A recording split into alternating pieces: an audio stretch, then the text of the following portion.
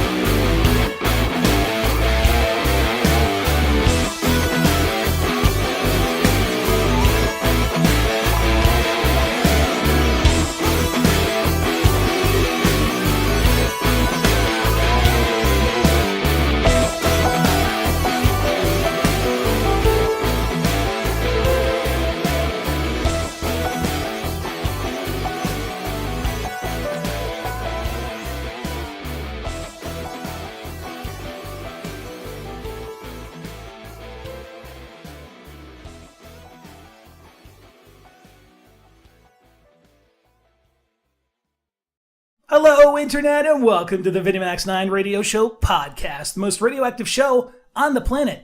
Thanks for tuning in tonight for episode 1303 of the podcast, coming to you live from the VinnyMac Productions live studios here in Central Virginia. I'm joined here in the studio with my typical co-host, Matt Sarase Johnson. Howdy, everyone. And new to the Chumps crew, the Game Chumps crew, to be more specific for those of you guys who are new to the show, MC Percolator. Hey, what's going on, everybody? Thanks for coming to the podcast and joining us. MC Percolator is our fourth member of the Game Chumps crew. Oh, is that my turn to talk now? Okay. Well, this is like fun. That depends on if you actually want to say something. It's all good. I'm glad to be here. I've always been great friends with Matthew Sarasi Johnson, and I recently became good friends with Vinny. And I'm yet to meet our other co-host. What's his one? Mr. Tenwug. That's what it is. Tenwug. Still yet to meet him. Hopefully, I'll meet him in a few months. That's okay. For those of you guys who remember the last episode of the podcast, we were down at Tenwug's place in Arlington, Texas, where we came to you live, and we had a lot of fun. We talked about his life, his struggles, and his current career of voice acting, and of course, Matt Sarasi Johnson's life and everything leading up to YouTube, content creation, animation, things of that nature. And, of course, we touched briefly on such topics like ASMR, which was a great time, because Tenwug was definitely interested in hearing more about that. And a couple of other fun topics. So it was definitely a good time. We all know that you guys who were with us had a good time as well. And we hope you have a good time tonight. So I'm DJ Vince VinnyMac. For those of you guys who don't know, I've been doing broadcast radio for a little over 12 years. Since the end of the show, back in 2009, we did all kinds of things from broadcasting, doing our own segments on VinnyMacRadio.com, doing writing for various broadcasting entities and various shows out there, and also spent a lot of time working with folks in the video game and video game music industry, both with their work and also doing a bit of education with those out there who wanted to know more about the field. It's been an exciting time since the end of the show. Definitely don't have the staff like I used to. But then again, when you're on mainstream broadcasting, doing your own podcast, you're kind of on your own, and that's cool. Hey, at least you get to make all decisions.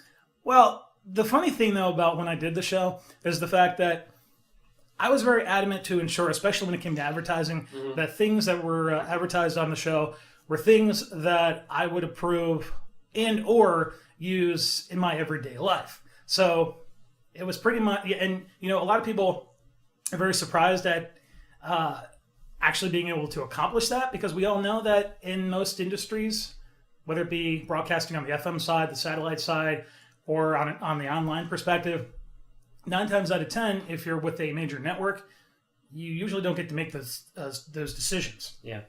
I, on the other hand, did, because my show was relatively popular / underground in the sense that there's a demand for it if you were aware of it. And we definitely had a good time, especially with those who were a part of the Top 9 Request Countdown, which was the heart and soul of the show, aside from the fact that we featured all kinds of different DJs, guests, hosts, what have you, on the show, coming from a broad spectrum from all over the world, and it was just a fun time. And for those of you guys who are new to the show, one of the things that you may not be aware of is the fact that when we started the show, broadband certainly is not where it is today. And as a result, we had to build all sorts of technology that just was not available during that time to provide the show all over the world, because not only did we broadcast on FM radio, but we also broadcasted all over the world, and that's actually where most of our listeners came from. So if you were aware of the show and you were not in our home area, then it was okay, because it brought a lot of diversity to the program, and we were definitely grateful for it. Is there any way we can go back and listen to those past recordings? Unfortunately, there are a very small number of recordings that I still have, primarily because, as me and Rossi talked about a while back, unfortunately, thanks to a very complicated issue that occurred right after the show's end, most of the show data, except for some temp data that I have, Mm-hmm. which is how I'm able to actually have some of the stuff that I would be slightly more than willing to share than not. It's not exactly the best material, but the problem is that we had a big data disk failure, and I actually still have some of the disks that were part of that system upstairs in the office. And one of the things that me and Rossi talked about is, would it be beneficial to go to a data recovery specialist and actually have that data recovered, or would it be better to just continue doing what we're doing and just make new content?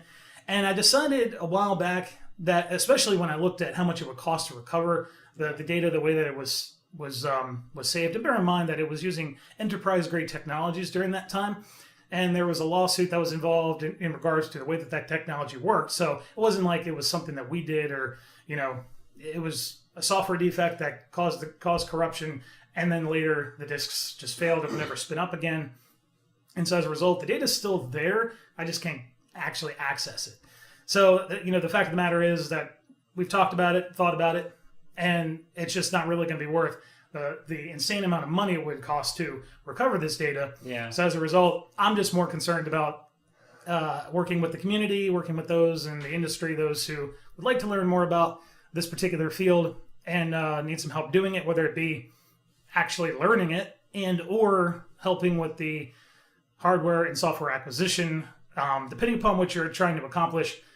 In some cases, not all, in some cases I'm more than happy to help, especially with software and hardware acquisitions. Some people come up to me and expect that I just throw cash at them to help them with these endeavors. And the sad reality is, if you come up to me, especially with that notion to help you financially with a project that I know nothing about, I'm probably not going to have anything to do with it. Yeah. Unless it is something that I think is going to greatly enhance the community based upon what it is you're trying to do. So in that respect, I'm very critical as far as what type of projects that I support over the projects that I don't support. So don't come to me and think that just because you want something and you have something that you think I might be interested in, that's probably not the best way to approach it. And especially if you try to come to me on more than one social media platform or method of communication, I'm probably not going to be interested in talking to you, because that generally means I'm either busy and or that I just flat out am not interested in your project. You're straight like Godfather status when you're saying that. I mean, the fact that he was like staring at me the whole time saying that is just and seeing you, like if it was personal, he's just like, no, MC, I'm not going to give you shit. MC Percolator, or MCP as I like to call you. Yeah, that's the way I was looking at you, because you and I were having a conversation. He's already gotten the speech before. No, I mean, you and I were having a conversation, so as a result, I'm talking to you, not Rossi here.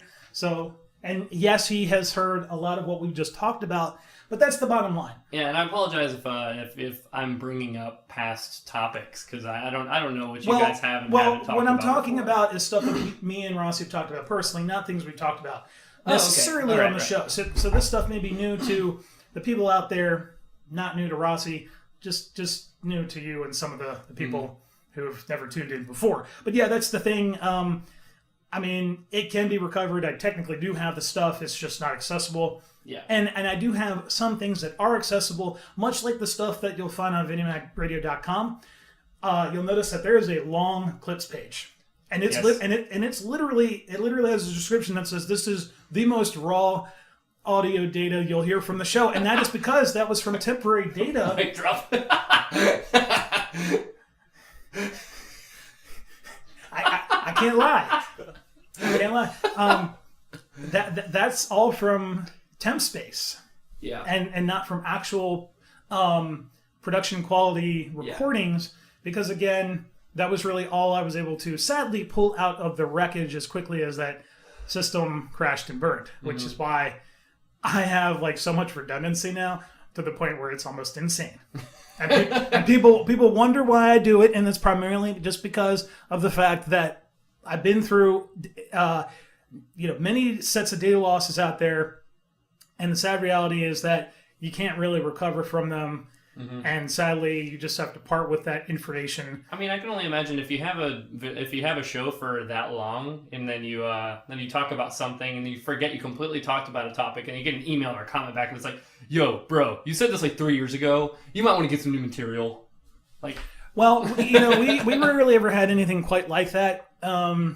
Primarily because the show was fairly diverse in terms of the type of things we did on the show. I mean, sure, the top 9 request countdown was definitely the heart and soul of the show, and sure, could have gotten repetitive. I'm not going to say it never did, because it certainly did, and that's primarily because those who are requesting music on the show know what they like, and they like a set number of things. A certain genre. I mean, it's kind of linear thinking, I can imagine. Sure, and I mean, yeah, we had a lot of diversity on the show, but from my perspective, I think it was fairly inconsistent at times as far as the type of programming that we had, just primarily because of the type of people we had on the show and the people that we featured. Not just the fact of the top 9 request countdown. Yeah. And if you ever look on the About page on VinnyMacRadio.com, which, as I've said before, is one of those things you want to grab a Snickers because it's going to take you a long time to read. And I've often thought about offering some sort of prize to everybody whoever completed it and was able to, as in actually looked at every photo and read everything and was able to remember everything, not just like go skimming through it and going, oh, I read it and I know everything that happened. Because that's the thing, when you've been in the industry as long as I have, there's no real way, aside from writing a book, to illustrate everything that you've done. And I mean, the About page is really just kind of an overview, despite the fact of how long it is. But that kind of reminds me of like the iTunes terms and agreements. Like, no one's ever going to read that. And the people who do find the most hilarious stuff. I've seen parts where somebody just gets bored with writing the terms and agreements and throws in somebody's name and says, he needs to stop pooping so loud. Yeah, he kind of does. So what you're saying is that there's not going to be a VinnyMac biography, like citing everything at this moment in the works. Well, no, I'm just saying that if you're going to go onto the website, you kind of have to look at it that way, because it's not a book, and I'm not, I have not written a book or anything of that nature. So it's kind of like a short book in the sense as far as the length, but in itself, it's more or less just a global overview of everything that we would typically do on a show, and/or things that I did after the show, as far as things that were just part of what we were doing at the time. That's pretty cool, man. And again, we had to build encoding technology to make the show possible, in addition to purchase server and network capacity to provide the show all over the world. Because again, broadband isn't where it is today. You can't get a 50 megabit down connection like you can in most places, at least in most major areas these days. Back then, you were lucky if you had maybe 3 down. That's nuts. And maybe 512K up. And because of that, it was, we had people that we did kind of an interesting multiplexing scheme inside our network, to where we could span it up over multiple ISPs so that we could have that additional upload. Mm-hmm. But that still didn't help, because we still had an insane number of people coming in. So that's why we had to purchase additional server and network capacity all over the world, so that we could essentially send that stream to those other locations so that people could log in based on their region. And that's not something that like the user would actually have to figure out how to do. That would happen on its own based upon DNS and other network related things. And it was pretty insane, the type of things that we had to do to get it going, because we broadcasted in 3 different formats. So we broadcasted primarily using MP3, AAC, and Windows Media.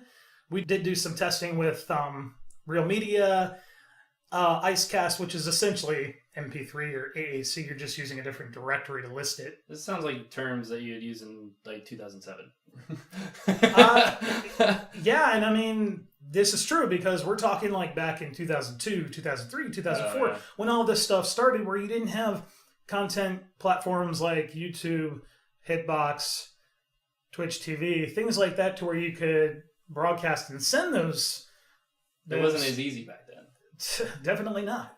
I guess the question for it that a lot of people have been wondering about is that if you had, for like a shoestring budget, someone just trying to make their own podcast for the first time, what would be like 3 things you would say that they have to make sure to brush up on before they even attempt this? Didn't think we'd quite go there, but that's Editing, okay. maybe? I don't know. Well, I mean, if you're doing a podcast, editing is certainly a big thing. So, sure, editing will definitely be a very important thing. And I suppose it also depends upon how you plan on delivering the podcast, because like we do it live, at least during the first run, and then we make it available on such platforms like VinnyMac's.com, Mixcloud, and YouTube. Those are really the only platforms that we currently utilize to host an archive copy. And that's really all it is, just an archive copy. But if you plan on hosting it on iTunes or Google Play or any of the other major podcast platforms that you would put a podcast on, certainly you want to make sure that you have a fairly decent recording mechanism, whether that be a fairly decent recording device, or in our case, we've got some fairly decent microphones that we have connected up to a fairly decent recording device, which then interface with our computer here. Yeah. So definitely would be a decent recording device. Brush up on editing, particularly audio editing, because at least in most cases it's going to be audio only. There's typically not a video component to that. And then I suppose if I had to give a third thing, it would probably be to speak properly. Yeah. Enunciation, the number one thing that you probably could ever do to help your life. Enunciation, clear speaking, things of that nature. I tend to try to practice like Ron Burgundy does before he gets on air. Like, the Human Torch was denied a bank loan. How now, brown cow? Maybe drinking some bourbon before. I don't know. That's just me. Absolutely. It's just me. That's part of your care package scenario. But I definitely wouldn't suggest smoking crack on live TV. That's just not cool. I don't suggest smoking any illegal substance on any. Also, just smoking in general for if you're doing a podcast is just not a good idea. You would alter your voice like by cigarettes, maybe drop it down a few notches. It's still not going to help. No, it doesn't sound like a good idea. No. Don't do drugs, kids. No. And Stay become contributing members of society. I mean, if anything, in terms of substances, maybe a little bit of alcohol, whether that be beer or a liquor of some kind. In my case, it's going to be rum. We all know that I like my rum, and I swear, if anybody ever gives me coconut rum, you're done. VinnyMac's part pirate. No. Done as in like As in no more friends. As in that's it. As in I do not like coconut rum at all. That is well noted. People get this, I don't know, they get this thing in their head where they think that because I like rum, that I'm going to like coconut rum.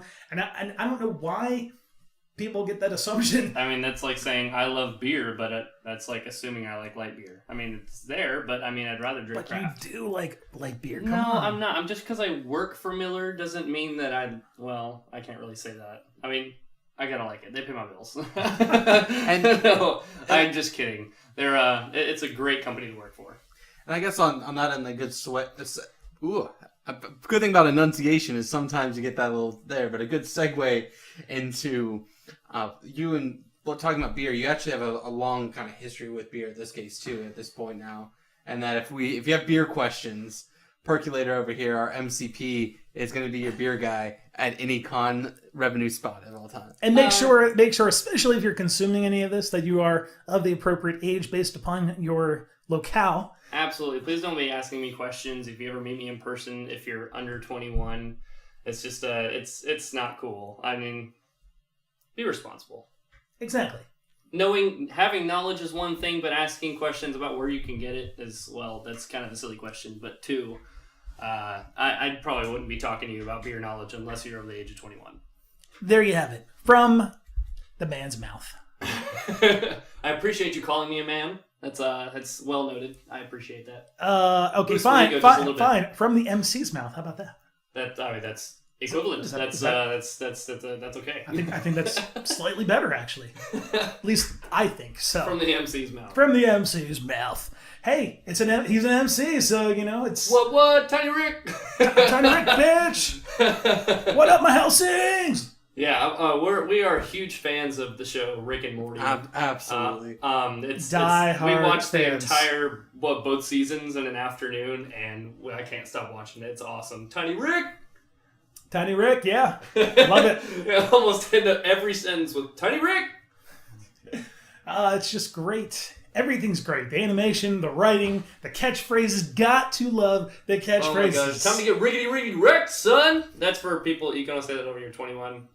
That's not cool. That's probably not good to say in front of your parents. But time to get riggedy wrecked. And that's the way the news goes. I wish I could remember the rest of those sayings that he had. And I had an entire episode of just him saying different things. He's like, I always say that. I always say that. You only hear it like once during the 2 seasons. This is true. And then, of course, you got to love the box in the garage. The box. That says time travel stuff. And they never really touch it. They just knock it over. And there's a reason for that, and maybe we'll find out in season 3 why that is. There's a lot of things that I have questions for Rick and Morty, but I'd rather not even bother asking them until the next season comes out. That's probably wise. Yeah, Probably I mean, that's just me. The rest of you can write blogs and ask people random questions and email the writers, but they're probably not going to tell you anything. Actually, no, that's the thing though about the writers of Rick and Morty is that they're very, very, all.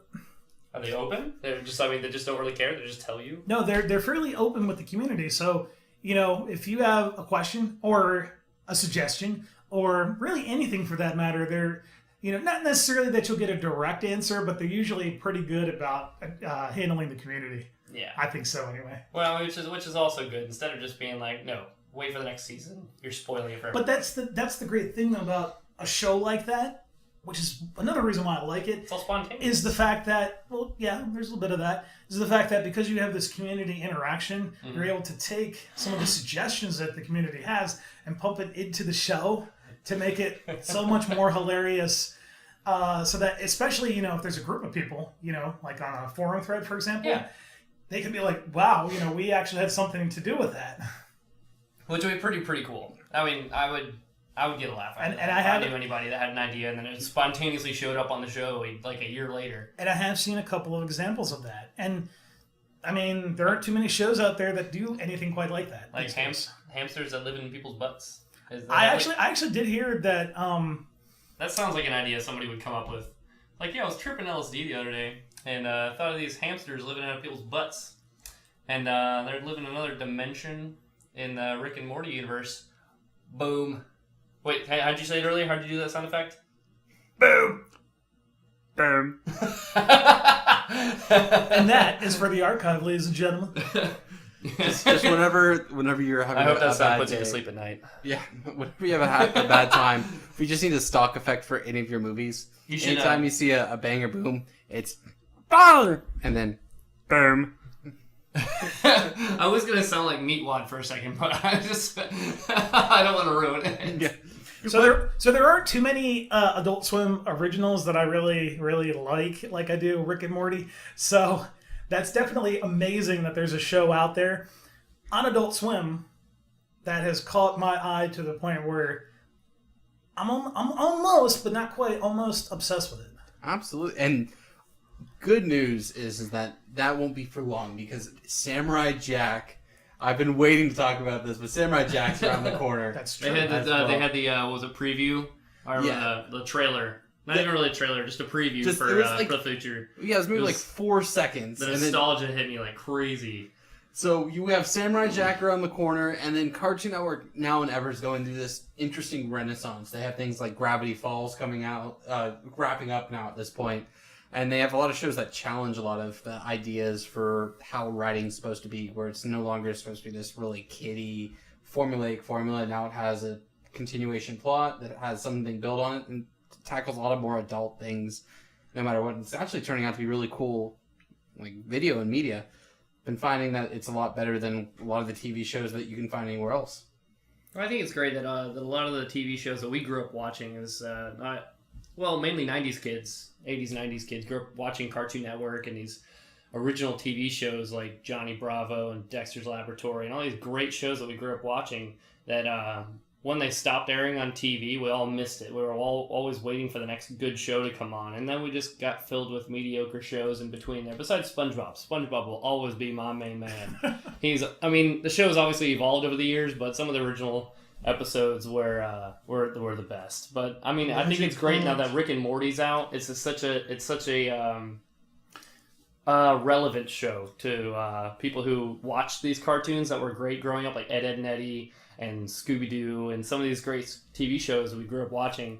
That the same group of kids that grew up watching these shows can watch Rick and Morty, and I think it's great. So I don't think that it was in the archive copy of Rick and Morty at the very end of the episode of season 2. They actually have a Rick and Morty hotline that you can call to leave a voicemail for the creators. Whoa. I don't know if it's still up, but that was the thing after the episode aired. They gave you, I think it was an 844 number, where you could call and leave a voicemail for the creators. That sounds awesome. So I might try to look that up. It takes a lot of guts when you're able to be like, you know what? What we're going to do is we're going to put all of it out there. We want to see what comes in. Be as strange and crazy as you want because we want to see how far we can take this. It's essentially like a really messed up, like, Archer version of Doctor Who is what they're making right now. Of like this continuation of just everything is a huge fantastical plot that has some little relevance between it, but it keeps getting refreshed by the imagination of the viewers. Absolutely. I'm sincerely impressed by the shows that continue to push boundaries and see how far they can go with their content. I am sad, but also not, because I think it would probably change the quality of the show. But I'm sad that we don't have a standard 23, 24 episodes in a season as opposed to the 10 that we've gotten. I feel like it's enough though.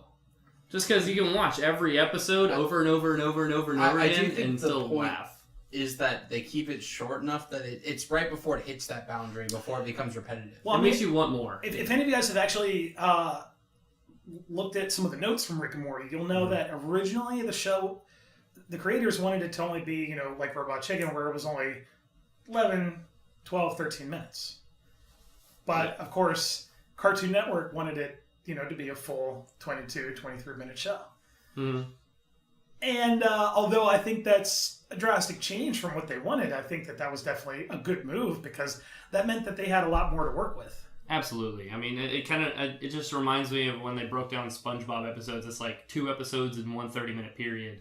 So like you can get 1 episode before the commercial break, and then and that's it. That's all you got.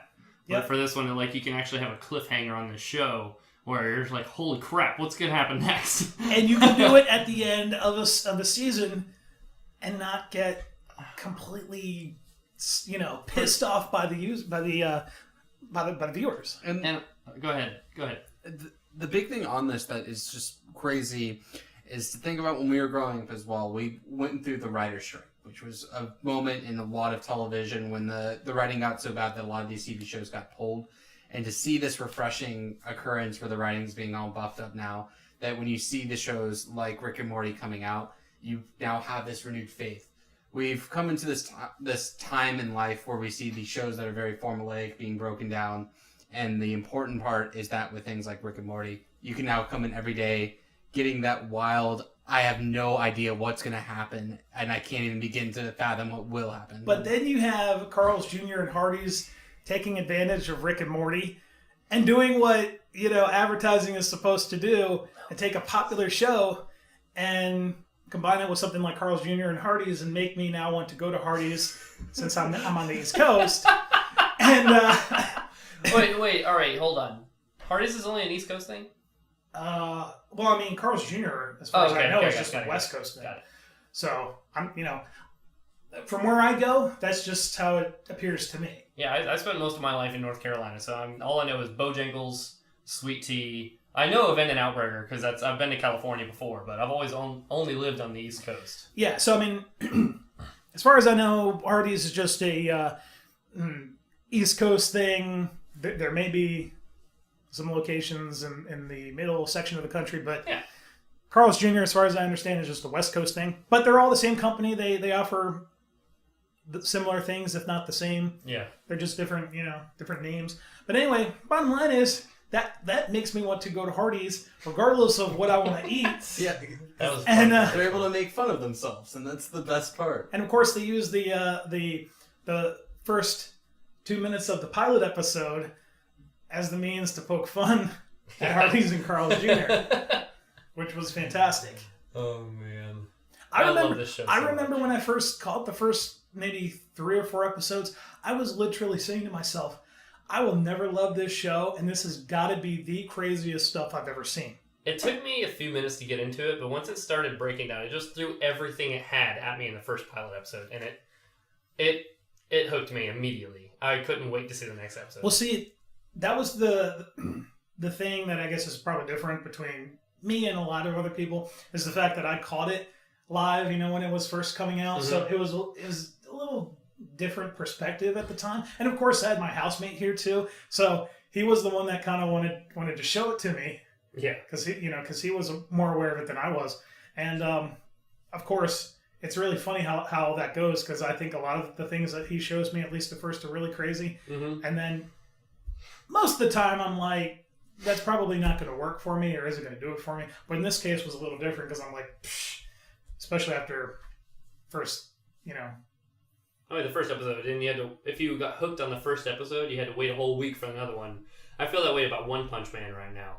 Yeah. Yes. One Punch Man, the anime. It came out about almost 10 weeks ago.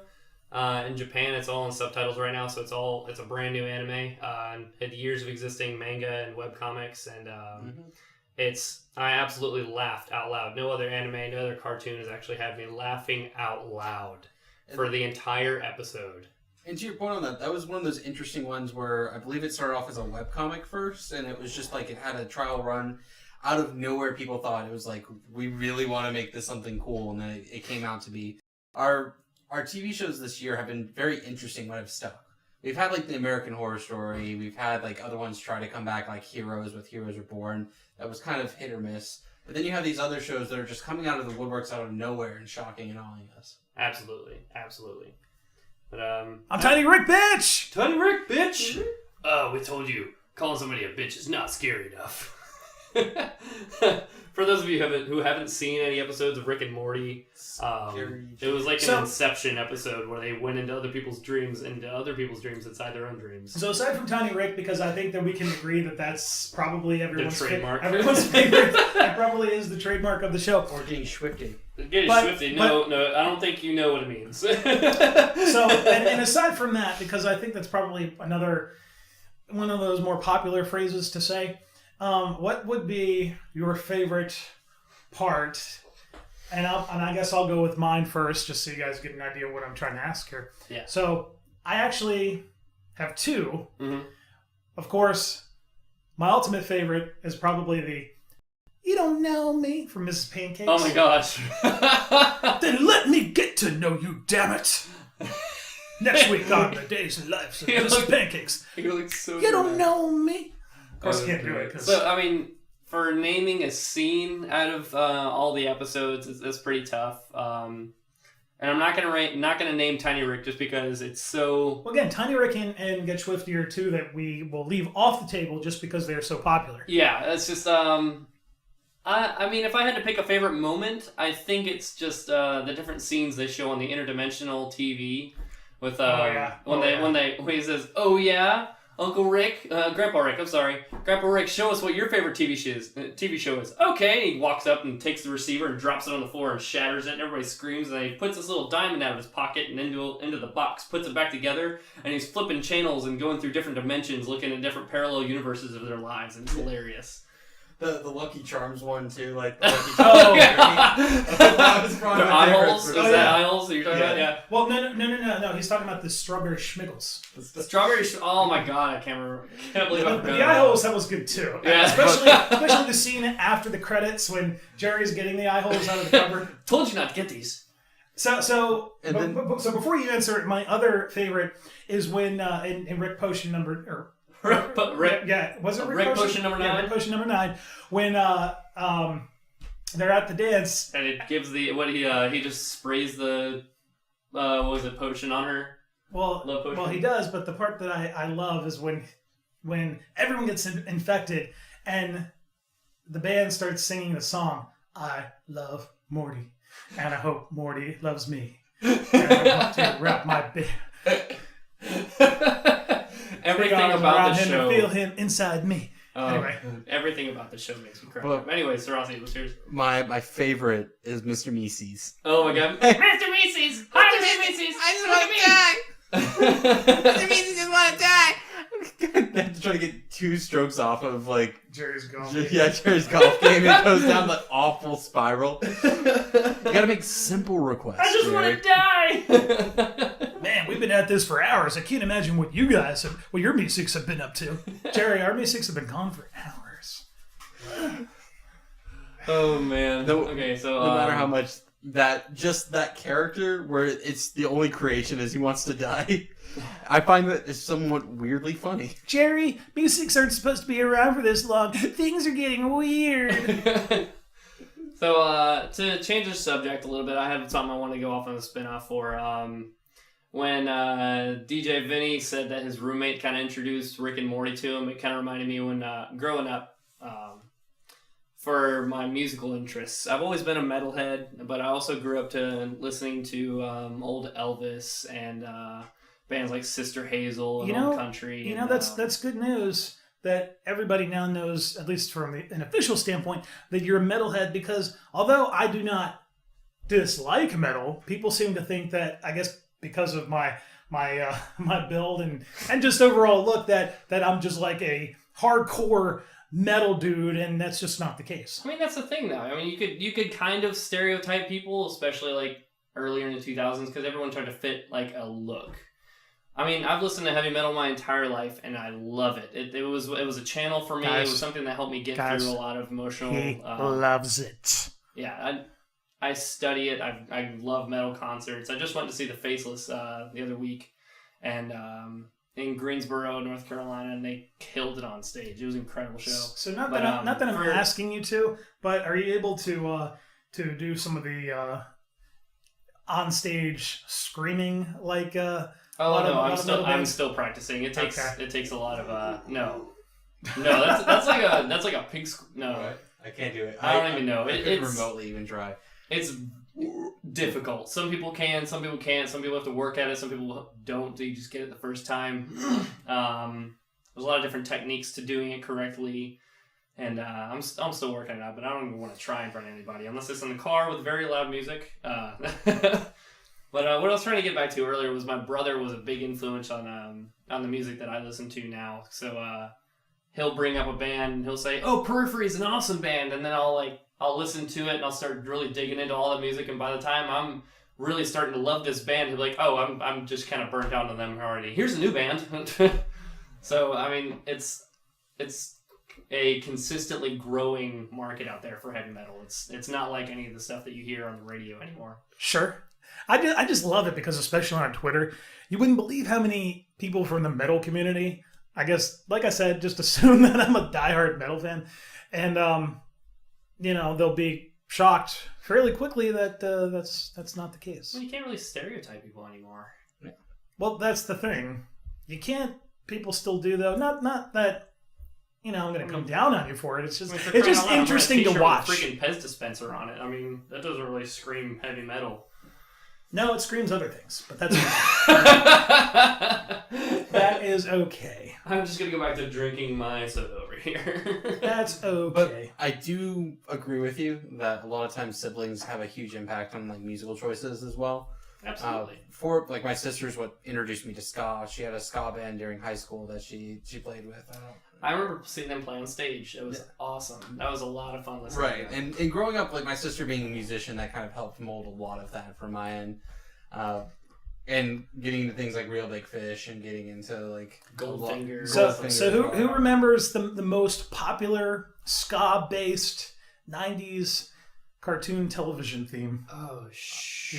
Do you know what I'm You talking talking about? about Johnny Quest? No. Johnny Quest. I was like, Johnny Quest, kind of good. It Because was not 90s, was it? Johnny Quest? Was that 90s? No, Well, that's not what I'm thinking of. because I'm trying to figure out. Real Big Fish did a bunch of like popular themes. They did. You're the Monkey Man. Again, I mean, not that it's not a cartoon, but we're talking specifically 90s cartoons. Okay. That would feature Ska? The funny thing is that when I play this song, and you've heard it actually, when I play this song, people automatically think of this cartoon, not the actual band Johnny Bravo? who No, made it. you're talking about Kablam, aren't you? I am talking about Kablam. Kablam. Kablam! Two Tones Army. Nickelodeon? No, Cartoon Network. It's No, right? Nickelodeon. Nickelodeon. No, I said it's a cartoon. Not that it's on Cartoon Network. Okay. Not the two people who have ska background. No idea. That's okay. But yeah, that's the funny thing is that people, especially when it comes to popular culture, TV shows, cartoons, movies, what have you, it's hilarious, especially since I've been in the industry for so long, when, a song will come on and people will automatically start saying, oh, this is, that track from that movie, and they don't even recognize who the artist and or the track name is. Yeah. And I'll have to tell them, they'll be like, no, it's not, so-and-so. And I'm like, uh-huh. Yeah, like I'm into popular animes and trying to catch up on that because I'm way behind the curve on watching anime. But I recently went to Animazement last year and saw a band called Rookies is Punked and didn't even make the connection that they wrote the beginning intro to the show Blue Exorcist. They killed it on stage. Though the crowd at Animazement was kind of young, didn't really know how to react, didn't know really how to express themselves in a crowd for a hard punk concert. They were all singing in Japanese. It was kind of odd. It was first time for me hearing a Japanese rock band, but it was fun. And they were singing "In My World," I think was the one that you're referring to. But they've have plenty of songs that are, whether it's been for Bleach and other iterations. I know one of the famous ones that I always talk to someone is if you're trying to explain someone ska for the first time, you ask them, "Have you seen the show Malcolm in the Middle?" Yes. All you have to do, that beginning theme song, the "You're Not the Boss of Me Now" song. Yeah. Now that's ska in a nutshell. That's like light rock music with. I think that's the Mighty Mighty Boss Tones, the ones who wrote that. Yeah, I think so. Yeah, I'm gonna make sure on that. Yeah, or no, it's They Might Be Giants is the one who wrote Boss of Me. But and if anybody wants to get into a modern ska band that's out right now, there's a Japanese all-female ska band out called Mori Ska Band, and that's the name of their band, right? Aura, O-R-E. Aura Ska. Yeah, Aura ska band. Yeah, they are incredible musicians. Tsunanaki is one of my favorite songs of all time, and it is insane.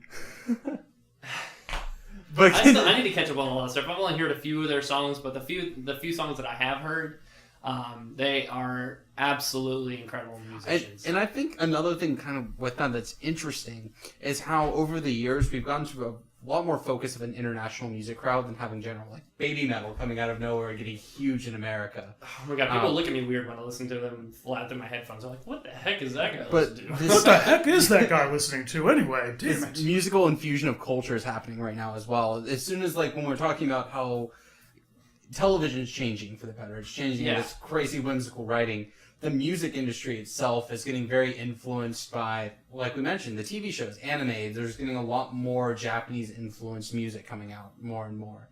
I mean, you even see Avril Lavigne when she did Hello Kitty in Japan. It was Hello Kitty. Oh my goodness. A very Japanese-inspired video to try to appease crowds. I don't even know why, but Hello Kitty just kind of annoys me. It's just one of those things, I don't know why. It just annoys me to see Hello Kitty. Like, you see that famous picture online with the car that's completely decked out in Hello Kitty crap.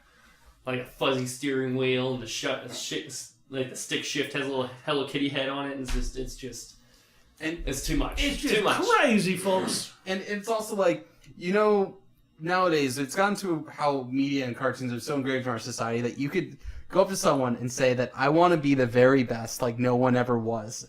And everyone knows what you're talking about. Every single person, even Vinny, would know what we're talking about. And if they didn't, they'd be like, what is that, Digimon? Yeah, with no previous experience of what that would be referring Well, to. My 1998.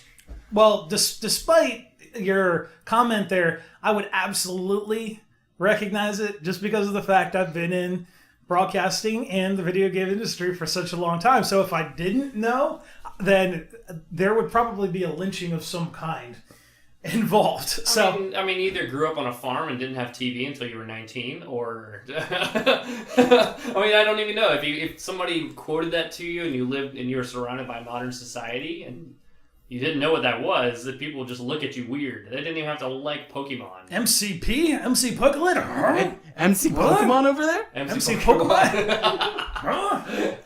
Say what? Top 3 Pokemon, go right now. Squirtle. No, that is Wartortle. Speaking of squirrels, I love the episode of Robot Chicken when they cut the squirrel going, Squirtle, and Pikachu's like, say it, Earl, or we'll get the gas. He's like, fuck this, everybody, go read a book. You Pikachu, I choose you, go! It was like, well, aren't you gonna tell me? Yeah, just do whatever you want, man. No, I don't even need permission for this. Solar beam. I'm in Venusaur. Do you remember that clip from Robot Chicken? Yes, but we were referring to Awesome. We were talking about. No, I know what you're referring to, but I was making sure you. It's probably one of my favorite videos on the internet. Is Poke Awesome. And that's another like weird topic for us to look into, and a bit is just our line between interactive media is very blurred on that, and in that sense for you is that we just went from just using Pokemon, we just connected YouTube to just the traditional television media to a parody medium, all with just saying I want to be the very best like no one ever was. And while we're on the subject of Pokemon, you guys may remember that I guess it was probably maybe a month and a half ago, maybe 2 months, where there was a news article about the franchise that owns the rights to Pokemon, how they were suing, I believe, a little... Oh no! This is news to me. You're not talking about the old Game Freak messing with PAX Prime, are you? Yes, that's exactly what I'm talking about. No, this is all news to me. I haven't heard this yet. They this little place was going to have a little. I think it was a pre-party. Yeah, it was a Pokemon after party that was going on. After or pre? I thought it was a pre. It was either. It was a party, a Pokemon themed party that was all fan run during the PAX Prime in Seattle during the events, and that's around August time. Yeah. During it, Nintendo, more particularly creators for Pokemon, shut it down immediately and had like a big lawsuit going behind it. But that's the thing. They not only sent a cease and desist, but also actually sent a summons for lawsuit. And for what? On what premise? That they were utilizing their name and quote unquote damaging the company, and were seeking $4,000 in damages. And of course, the community literally just said, "WTF." What is wrong with these guys? They didn't, sure they were using, the name and the likeness, but they were, from my perspective, I would be all fine with you utilizing. Whatever, you would put my name out for you're having a freaking party with my name. Go for it. If I was in like Nintendo or Game Freak's like PR department, or particularly the Nintendo department that may have been processing that. That's one, free publicity, and it's a positive fashion. You're getting a bunch of people to gather together to celebrate Pokemon. That good name. Especially when you have these other products coming around like Pokégo and all of these other things that they're having to extend the brand to make it more common household. You're trying to get hype behind the name at this point because you're bringing up Pokemon Go that everyone was already excited about, and then you go down and bash people just for having a party? I don't think that's cool. And the thing is that, it brought this to everyone's attention to say, this is crap. This is what's going on, and the community raised the $4,000 in a matter of hours. Immediately. Probably why I didn't hear about it, because they didn't leave space in between trying to say no, we're not going to give you that money. It made major headlines. It wasn't something that was shoved aside. If you read... Was it on Fox News or something? The Pokemon Probably, community. but any major news source, especially online, you were going to find it. Yeah. The Pokemon community's been going through some weird stuff recently. Even with the Pokemon World Finals, there was that there was an armed conflict that happened right before the Pokemon Finals because there's attempted Oh yeah, I remember that too. The attempted armed conflict where someone was trying to go into the center and cause some problems with there and bringing a weapon into the convention center for the Pokemon Finals. It's weird why Pokemon right now, more than any time in the world, they need to really reel back in their audience and be in a very supportive role because the world's not really pushing very, very nice things against them right now. And I mean, you have to remember, there are so many other franchises out there that can literally just say, fine, we don't want to have anything to do with the Pokemon franchise. We'll just go with something else. You can go and take, There's so much other content out there that it's not really a do or die matter for anything anymore. Right. Right, absolutely. It's like, okay, cool, you're being a dick. We'll just go with somebody else. And definitely 10 years ago, this would not even remotely be an issue because it wouldn't have been able to see the light of day as quickly as it was, spread as quickly, and also get resolved as quickly as it was. Sure. Definitely. Yeah, it's a very interesting world It's of... an instant world out there now. Instead of just something taking 2 or 3 days just to hit the news, it's immediate. Yeah, and I mean, when I read that immediately pissed me off, even though it had nothing to do with me. And of course, nothing to do with the franchise that I would typically follow on a regular basis. I don't know, that's just somebody being a dick. Yeah. Yeah. I mean, nobody really likes that. No. Especially if they want you to pay up $4,000. Maybe they're hurting for something. I don't know. I know And that... they know they had the money to do whatever, but all they need to... I don't get it. I don't know. I don't really know a whole lot about Game Freak besides the fact that they have had their name on Pokemon for the past, 20 years. But, yeah, I like Pokemon. Pokemon's cool. I've been playing every generation since it came out. Except for Black and White. Those I could live without. I didn't really play those. Playing in the Pokemon competitive scene myself, I've seen a transformation of... Oh my of god, people. we got stomped at Mag Classic. And that's what happens. Note to self, when you go into a tournament, don't use rentals from MCP's rental box. Alright, you can screw off. Because those, I've been hoarding Pokemon since, Ruby version. You can eat it. I mean, they weren't EV trained for anyone that has any Pokemon knowledge in the background, Hey, but it was I don't all right. They discriminate. held their own. EV training is for chumps. Not technically game chumps. Yeah, I mean, Game chumps can do whatever the heck they want. I still but- think your And, version. and we do. I still think your version of EV training might physically be grinding up EVs that you catch in the wild and then force feeding it to your Pokemon as your way of training them, based on the stat yields I see on these guys. No, I treat every one of my Pokemon with love, and I store them I catch them, train them to whatever I want, save them for later in a box, and they can eat grass in a field for years until I need them. That's all. They're just chilling at the Pokemon Center. Like at Definitely. Professor Oak's lab, just chilling on his farm with all those Tauros that Ash has from the first season. And you got some mine that go into harsh war every week, multiple battles at a time, back to back. When you put it like that, who's the villain here? I mean, I feel like I treat my Pokemon well. Everyone else is like, oh, I'm just gonna grind them into the dirt. They hate their Pokemon. Freaking hate them. Hate their trainers. Mine love me. There's no way. And Vinny, the Pokemon master over here. Yeah, the Pokemon Master, which is, as our good friend Temwood would put it, a little bit of a joke, and that's okay. So do you mean Pokemon Master as in you played Red, Blue, and Yellow version and all used Earthquake on everybody you met for the entire game? I'm gonna Earthquake all these motherfuckers. No, but that being said, we're going to take a quick break, and when we come back, we'll get into more stuff, so don't you go away. We'll be right back after this.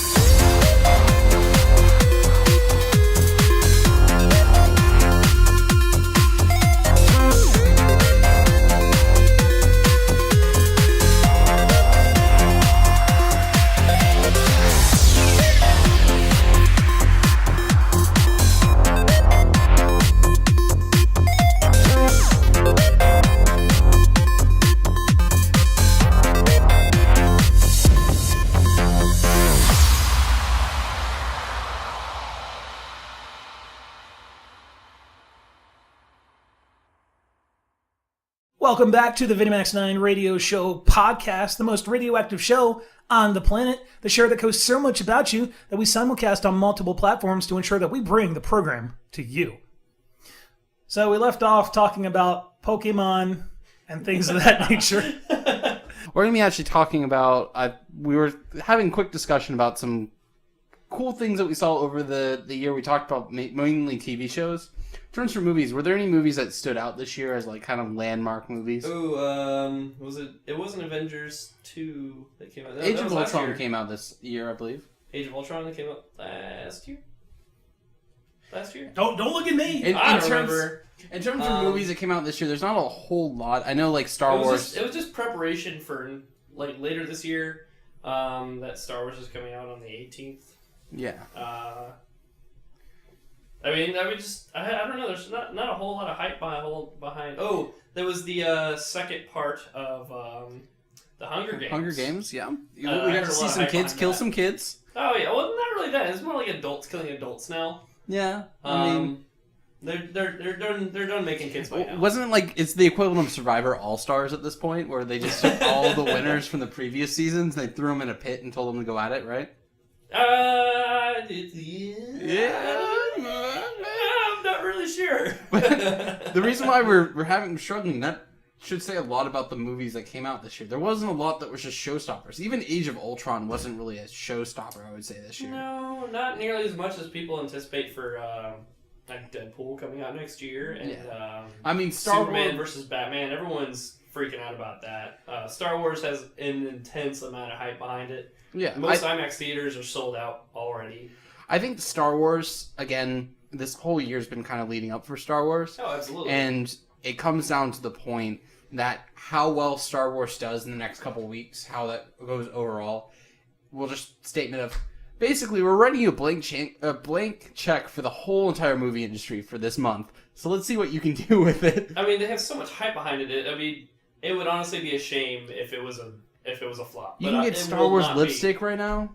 Oh my god! Yeah, you can get like designer. What is it? Who's it sold by? Like Victoria's Secret or something like now. Yeah. Like you can get it in most shopping malls as like an Star Wars eyeliner.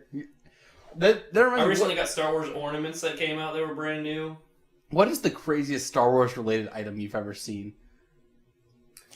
You already know, Matt, that I mean, I could already that's not imagine, really the question that you would ever ask me. Probably I like imagine like a lightsaber dildo. Star Wars soap I've seen.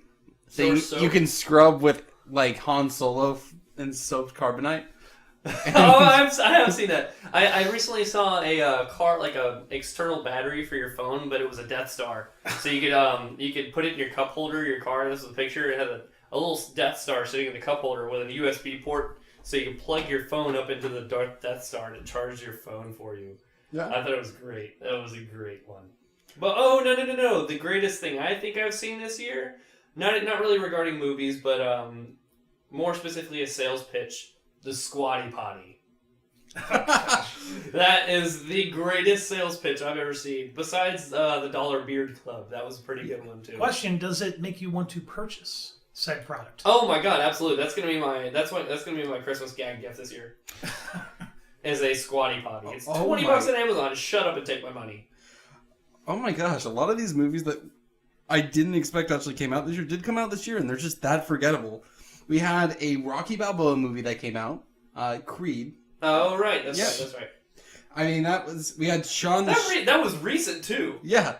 We had another Fast and the Furious movie that came out, Jupiter Ascending, which was a huge flop. That was this year? Yes. Oh, my God. We had a Peanuts movie, Hunger Games, we had Tomorrowland, which was, again, we had Ex Machina, which that one actually looked pretty Good. In terms for movies, I saw Terminator Genesis. Genesis? Yikes! Ouch! It doesn't matter. The movie was extremely terrible. The movie bombed at the box office with that title. Genesis? They spelled Genesis with a Y, and the only reason why is so you can question the whole movie and say, why? Why would you make this? Why don't you just leave it at the last one? It was not a good movie. Didn't they destroy the, God, what was the corporation? Skynet? Didn't they destroy Skynet in the last movie? It was something like that. Was that before Genesis? Oh, no, that was a weird one because that's a Terminator prequel sequel thing. That doesn't count. It's not part of... they basically tried to reboot all of Terminator, and it did not go well. But it was. I mean, it was an alternate cool. timeline reboot of Terminator. After D-Day, it was already after the apocalypse, and Needless to say, you don't have to Christian Bale, worry about it anymore. No, not the one that came out right now. No, not that one, but the one before. Yeah, it was a Christian Bale. That one was pretty good. I liked that one. I Annihilate. What was it called? Terminator Salvation. I liked that one. That was pretty good. Mad Max came out this year. Yeah, that was cool. Mad Max was just like every metalhead or every like desert goer kind of person, like I that thought it was Fallout a really player. steampunkish kind of movie. Yeah, everyone who loves like Fallout, steampunk. That was just literally 130 minutes of nothing but just carnage and CGI, and maybe like 40 minutes of plot, if that. Not to mention, she was so hot with a robot arm. And then we had Jurassic World, where it was a movie that was... Oh my god, how could I forget? I brought my older brother to that movie for his birthday, because when he was little, he was born in 1988, and when he was little, Jurassic Park came out in theaters. My mom asked him, why he wanted to go see Jurassic Park. He said, "Mom, don't worry, I'm not gonna be scared. I saw Ghostbusters," and that's like his famous line from when he was little. But I brought him and his fiance to see Jurassic World for in theaters, and it was fun. It was a lot of fun. Yeah. It definitely brought back a lot of nostalgia. And the last 10 minutes is the best in the movie. You would pay the ticket just to watch the last fight scene in the whole movie. And for anyone who hasn't seen it, I'm totally gonna ruin it for you with just. So spoilers. Yeah, Spoilers. If you want to get past this, go beep. All right. This is where we lose 100% of the audience. No one has seen it because of all the reviews. No, I'm just joking. I'm kidding. Like the Velociraptor and a T-Rex versus the Omnisaurus. What the heck did they call it? It doesn't matter. Something crazy hybrid dinosaur with T-Rex and Velociraptor put together. Right. It was just a bunch of DNA scrambled together and put in some deadly animal with claws and teeth and could speak to different dinosaurs and command them because it was part freaking raptor. Mm-hmm. Awesome. It was awesome. And then we also had some movies that were just like the worst of the worst. And the classic one for that I would like to talk about before we shift on to something outside of movies, Pixels. And oh my god, I still haven't seen that. I'm going to see it. I don't care what you say. Pixels is so bad it's bad. Like it has some great actors in it though. Yeah, but maybe it was supposed to. It's an Adam Sandler movie. Of course, it's going to be somewhat bad. But it's no. This is where Rob Schneider is a carrot. Rated PG-13. Exactly. If you guys get that reference. I keep Pixels at the same level I keep Thanksgiving in my library for movies to watch every year. Really? It's one of those movies... You can't relate anything to Thanksgiving or Rubber or Hobo with a Shotgun. But it is. The Pixel's not a one-liner, though. Those movies are all like... I mean, to be honest, Sharknado, those three movies, like Mega Shark versus Giant Octopus, those movies I put in a completely different category. I wouldn't put Pixels in there. Maybe just bad. Just a bad movie. And that's great. I did have that in terms for the rest of the Rossi Cine Club, one of the seasons that we've been playing through and watching old movies. I've immediately had to make an exception as soon as I saw that movie, where I have to bring that almost to the front of the line because of how much you have to talk about it and you have to go in detail about it. All right, well, I need to watch it before the next one. Absolutely. Before the next podcast. Ridiculous. The other one for it in terms for TV shows, I wanted to talk quickly about, I know briefly skated across it, Heroes Reborn, but after doing some thinking about that, Heroes is this very interesting case, and this wraps up kind of where we were looking at before about how good writing and bad writing has shaped television and created and destroyed programs. Heroes was a victim on their second season of the writer's strike, where they had a fantastic first season. It was absolutely one of the best seasons of written television I've personally seen in a while. It was a sweet concept. Yeah. It was really freaking cool. The save the cheerleader, save the world. And now, just like with the Jurassic Park, I'm going to do some spoiling for season 1 of Heroes Reborn.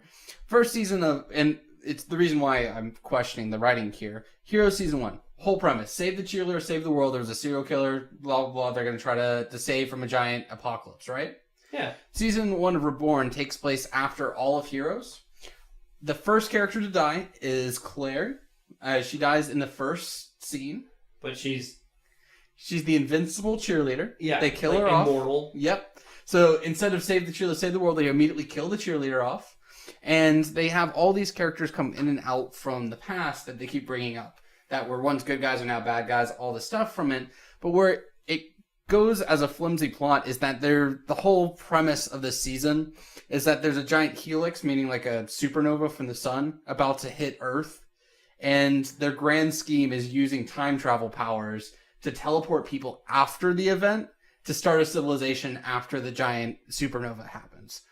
And that's the whole premise of the series going forward. Now, in terms of like checking yourself on writing, this is the same year that Rick and Morty came out. This is the same year that One Punch Man is coming out. This is the same year that like sci-fi television, even Doctor Who, is coming out, and it's doing a little bit better in terms of its writing staff. How are you going to pitch to me that taking Heroes, trying to revive it back, and coming up with a plot where you, A, are killing off your main characters, and B, your plot doesn't even like remotely have a tangent story arc? It doesn't feel grounded, at least. It doesn't, because it feels like the whole thing feels defeated to begin with. Like, there's no motivation for a character to succeed, because I want to see them all die. All the characters are written so bad. There's 3 characters that I like, and it's Hiro Nakamura, of course, from original Heroes, and then the 2 other Asian characters they're introduced, Ren and the Katana Girl, which are these new characters from it. But when you come down to it, where it's the characters that don't speak English and you have to read subtitles is the only way you can tolerate a show, that's not an example of good writing. And that's kind of where the caution goes in, where we do have Rick and Morty, we do have all this good stuff, and I want to see television keep going from this, but we're in a year, even with our movies, they're so forgettable because they're reboots, they're rehashes. Yeah. And we're coming into like X-Files around the corner where they're rebooting X-Files. How many shows are we going to see that are just continuing rebooting, and what's that going to do to it? Like, haven't we... I feel like there's this reoccurring saying is like, nothing's as good as the original, except for the 3rd Austin Powers movie. I was incredibly impressed with it. I will watch that forever. Yes. It's sincerely just as good as the first one. Second one's a little bit crude, but that's off topic. I mean, there's continuous evidence saying that it's a bad idea to reboot. It is a bad idea. Unless it's maybe like Hellsing Unlimited from the anime. Or we're talking about Samurai Jack. Yeah, I mean That's finishing a story. That's finishing, not rebooting. Mm-hmm. It's continuing. It's not something that somebody had just failed at and then decided to make it good again, or attempt to try to make it good again. So that's different. Right. And I feel like that's with like Walking Dead. No pun intended. The show itself's on a Walking Dead. The show is awesome. Don't even go there. The 6th season is nonetheless compelling. It's great. And it'll be where we kind of disagree from it, because I've from a lot of analyzing it, the problem with The Walking Dead is that it has a very great it has a great selective episodes of each season, but they never do a good job of pacing. It always seems off. It's either too fast or too slow in terms of introducing, killing a character. And in this season in particular, it goes in microbursts. Like, you'll have a character that they'll introduce, kill off immediately, or they'll go way too slow to the point that you're not interested. You're interested in what happens in the moment, but in the grand scheme of things, you're not feeling satisfied. Yeah, I was kind of... every show has its filler episodes, just to buy time, because they need to be able to space it out correctly. But I do have to agree with you. The 6th season, their filler episodes, it has useful information for the story. It does follow along the plot line, but it's just... I don't know. It's just something about it that doesn't want... It's like, really? That's all. It didn't leave me with alright, what's happening next?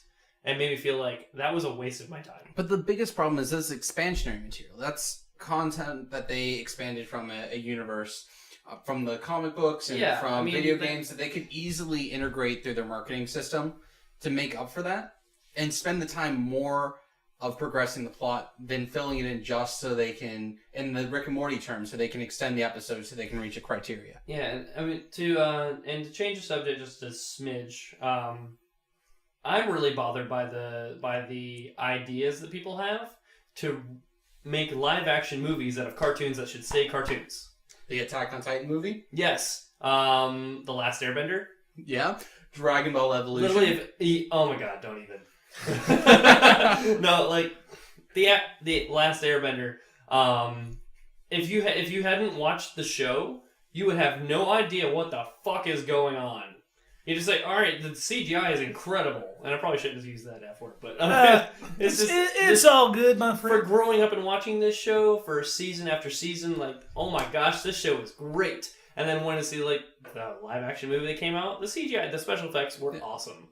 I was impressed, but the same fact they skipped over so much information, and they couldn't even make it a part 2, part 3, part 4. And he put M. Night Shyamalan in charge. Oh and my God. this could have been M. Night Shyamalan's one chance to redeem himself. But Classic one. All he literally had to do is just take a script from a TV show and copy and paste it onto a Word document and continue going. you could have made it word for word from the show to the movie to live action, and no one would have cared. He would have immediately redeemed himself for 90% of his film career that's been seen as just not... Maybe different views on the camera. You don't have to make it like live action to the dot, but at the same time, the scripting could have been the exact same. You could have even thrown in the cabbage guy. Yeah. Oh no, that was the second book, wasn't it? That was book 2. That was book 2. You know, the cabbage guy was in every book, wasn't he? And anyways, and whole Legend of Korra and Last Airbender, all of that stuff definitely will be a whole separate thing that will be That's a whole addressed. other podcast. That's a whole nother issue. It'll probably be a podcast on its own. Yeah, maybe not even here on this format, but whether it's handled on my channel or handled on something you're doing, we'll address that when it comes in, because there's a lot that you can digest in that. In terms for video games this year, we did have a couple not so good hits. We had like Battlefront, that was all right. Okay, that's debatable. It was pretty decent. Like, it was right there. The gameplay is incredible. The story content is vacant. Yeah. It's absent. And but we also had, again, in the indie category, we had Undertale around a couple months, and Undertale's insanely like huge at this point. It's exploded. I need to play that because I haven't even heard of it before now. And Vinny, Uh-oh. You know, if the community actually cares enough, they'll lynch you for that one. Okay. And Vinny, I guess you I'm new can to talk this. about That's Undertale. okay. I forgive you. It's It's my all right. first podcast. Give me a break. Your first podcast does not equal entry into gaming necessarily. Yeah. But I forgive you this once. Anyhow. That's kind of what I want to talk with you about too. Is like Undertale is this example of like Shovel Knight. They're two completely independent shows that have both exploded overnight in both the video game music industry and what we're looking at going forward into like even MagFest, like all the new performances. That amount of change that's happening where like Undertale is going to be more than likely the kind of remixes we see going forward. What is your thoughts on like how that's shaping up, rather than we have like the Legend of Zelda kind of music themes or scores coming out? Which will always be great, but Very interesting question. I think the thing with Undertale that people are just finding really fascinating about is that there's this emotional tie with the game. And the fact that you also have music that's designed for the game to also take on that in addition. And I think people really like that feeling. Right. And so, as a result, we're seeing this instant success, so it seems, on a relatively indie game. Game that I really didn't hear of until... I mean, it's been a little while, but I mean, I'd say that I came in fairly late in the game because, you know, I'm busy, so, you know, that's not that surprising. But bottom line is that it's just something that a lot of people have a lot of direct emotional ties to, Right. just in the gameplay, and it's music that people find very specific tracks in the game that they want to remix, and they want to do, you know, very specific things with it. As far as things that they would want to change. Yeah. to build on that emotional tie. And so, I mean, I've heard some very interesting takes on some of those tracks, and you can find them in various places: YouTube, SoundCloud, and of course a variety of different popular remixers, Twitter accounts, and what have you. Not sure if I addressed the question properly, but but that's the kind of insight for I was kind of interested with. For those of you who don't know what Undertale is, think more of like Super Mario RPG or Earthbound, a very old Like Legend of the throwback, Seven Stars. like a very old throwback to that old Chrono Trigger-esque feel of format where you get party members, you have way to your options, you're going off for a thing, but you actually are very strong in your options. If you want to go on a route where you go and kill every party member, they're not going to stop you. It's going to change the game a lot. It's going to also change how the feeling of the game, the music changes. And there's something kind of powerful for that as well. So the fact that Undertale feels like it might end up being a Game of the Year contender, which is going to be weird because it's one of 2 years I've seen that actually happen where an indie game throws into the Game of the Year in very recent time. The other one being a Shovel Knight. Is that a console or a CPU game? It's a PC game, and I think it's being ported. I'm sorry, PC. I would CPU. have to. I went full noob there. Right. I would have to be Full safe noob. to assume that it's going to be ported to every console with the success it's having right now at this point. The other games that we're kind of looking at this year, I know Fallout with the continuation as well. I can't sit down and play it for less than 7 hours. That game is incredible. So for Fallout, how, in your opinion, is it different from, let's say, Fallout 3 or Fallout New Vegas? One, complete customization control. So you can customize your weapons, you can customize your companions, and anyway, like they brought back dog meat for anyone who hasn't played Fallout 4 or anyone who hasn't seen any hilarious videos of your companions screwing things up for you on Facebook. People just mainly the page Vault dude. I'll throw him a shout out. He throws a lot of really, really funny videos that people make on his page. But the main differences between Fallout 4 and New Vegas and Fallout 3 is one, the power armor. The power armor is incredible. It's more like a vehicle now. You hop in one, you can completely customize it, and it's different in a way that you get to take it on and off and still wear a suit, like an outfit underneath. So you can still have your vault suit and then throw leather armor on top of that, and you can change the color of it to help you sneak better. You can throw in a leaded armor. You can completely customize almost everything that you have, and you can create home bases too. So you can, for the little village that you start out, the little neighborhood you start out in, you can create walls, you can make buildings, you can make defenses, you can create water purifiers, you can completely customize this area around you for people to come to live with you, and this little community that you build. You can build farms, you can get cows to go in between different bases that you have across the map, and you can actually pick up different items like copper and screws and like the lead out of a pencil just to be able to customize different things that you have. And it's like Minecraft for me. Now, do you think it's very important for a game to be dynamic in terms of the things that you can do in it? To have a sandbox effect, absolutely. Not like sandbox, but having, different choices that you make affect the gameplay. Absolutely. One of the best examples I have of that is probably Mass Effect, my favorite trilogy ever. For the dialogue of the world. Yeah, for the dialogue choices that you have in the game will determine what races of aliens get to live or die, and that affects the gameplay dramatically. You can end up killing off your companions if you wanted to. You can end up doing all kinds of stuff that will dramatically change the game. For Mass Effect 3, there were about 9 different endings to the game.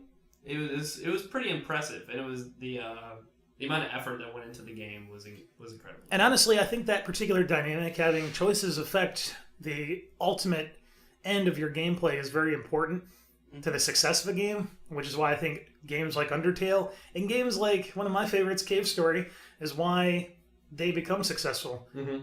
I mean, I think Undertale and Cave Story are not only successful because of that, but also because they have awesome tracks that are featured. You give the player control of what they're doing instead Exactly. of just throwing them on a roller coaster ride. And I think for the major contenders this year, it really came down to control for the player. Whether it's been Witcher or it's Undertale or we're talking about Fallout. Anytime that there's been a thing that shows out, a lot of the complaints and the successes of games have been how much control and weight are to the player's actions. I know Connor Tenwug had a whole thing about talking about the Star Wars Knights of the Old Republic expansion and how there was very little weight to how that played out. And like himself, a lot of people felt victim to that. And that this year, us as a society is growing to where we want to have more weight in our actions. We don't really want a handheld narrative as much. Where we're guided completely from start A to start B, and there's very little choice in between. Well, I think there are a few exceptions to that, like the Lara Croft series that they rebooted, Tomb Raider. I've played the demo for the newest game that came out, the little free release that Xbox had.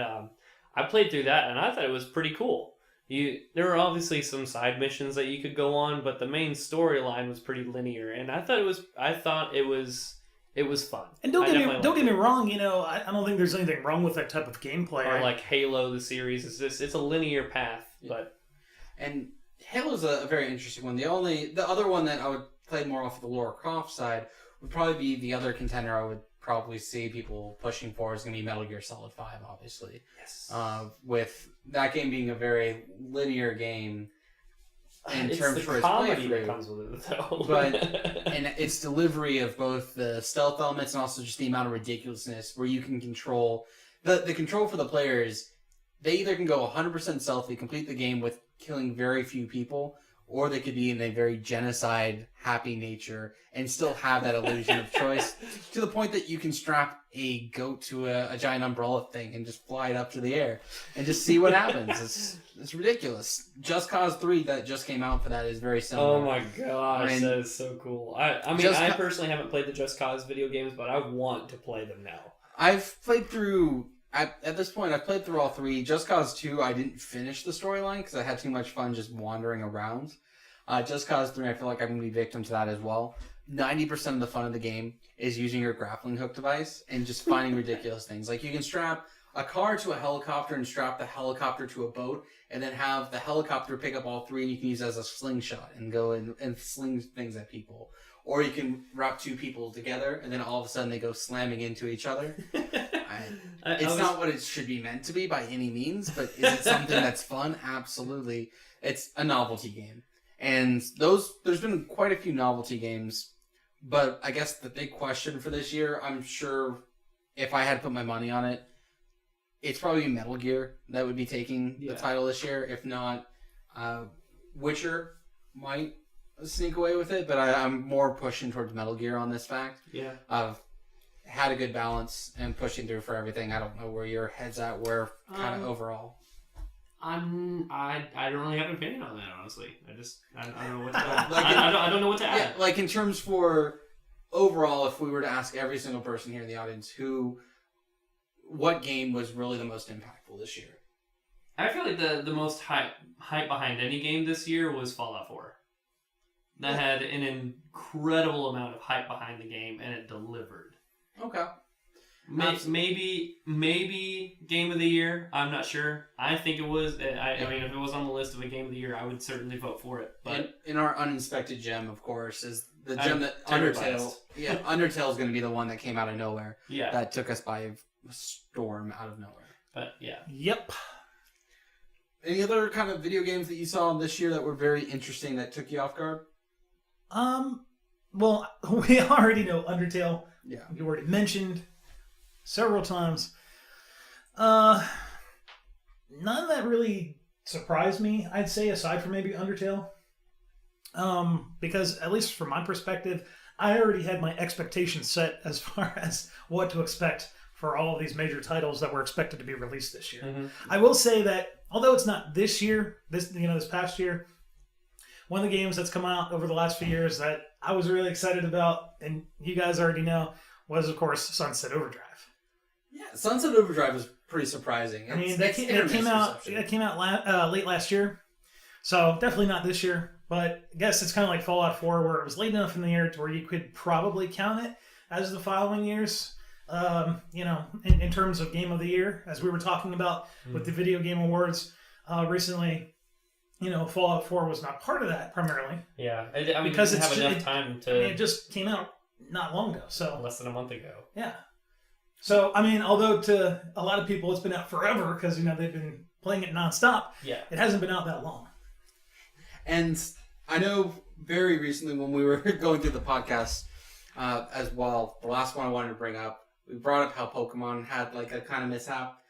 Konami had a little bit of a mishap with the Video Game Awards. Speaking about it, I don't know if you were looking at some information on that as well, where Kojima, one of the main developers behind the Metal Gear franchise, with the PlayStation Expo, was not allowed to attend the expo. And we still don't have a whole lot of information on why, but when they were going through the awards behind it and all that show, he was distinctly told he wasn't supposed to be going to the expo for anything for that nature. Now, wasn't the excuse that they were giving that he was on vacation? I think so, and it seems like from what gathering at this point that something contractually happened for him, that even though he was fired from the project, and even like PT, which was also canceled later on, following that, that both of the things he was dismissed from the project, he's just not allowed to be remotely associated with the company at this moment. Which, in terms for a PR move, if we're talking about Pokemon being bad, Konami's no-nos right now are going to be what sets the stage for some very interesting 2016 development. Remember, folks, the people that are your customers in the video game industry are very quick to judgment. Whether very snappy to heckle. Whether or not that's a good or bad thing, that's not necessarily here for discussion, but just be aware, folks out there who have a lot of decision-making power in the video game industry, that you can fail pretty quickly if you make a bad move. So just be careful. It's a dick bag. Pretty much, if you want to take anything from the podcast for this month, is that, be a nice guy or nice girl, guy. And for whom out there is listening that is not the gender of male. And any bit of retribution you're trying to seek by like being a jerk, it's not going to help you. It really isn't, because every time we've seen this come by, it's just been creating more and more situations where I don't see how this is going well for any of these companies. I am really excited to see what happens in the next calendar year, as these big companies seem to be sinking themselves, and by shooting themselves in the foot a lot, it leaves a lot of room for some new companies to take hold, and I want to see what happens. Now, speaking of companies shooting themselves in the foot, what are your overall thoughts about digital content? And when I mean digital content, I don't mean actual like add-on content. I mean like games versus versus physical games, as far as like having a disc over just downloading a game. I feel like it's, well, I mean, if you have to pay, I don't know. I mean, if let's say Xbox One has Halo 5 for download on your Xbox, but there's no significant savings for getting the digital copy over the physical, it's still going to be $59.99. Would you still get the download as opposed to the physical? Yeah, I'd say so. I feel like it would run quicker.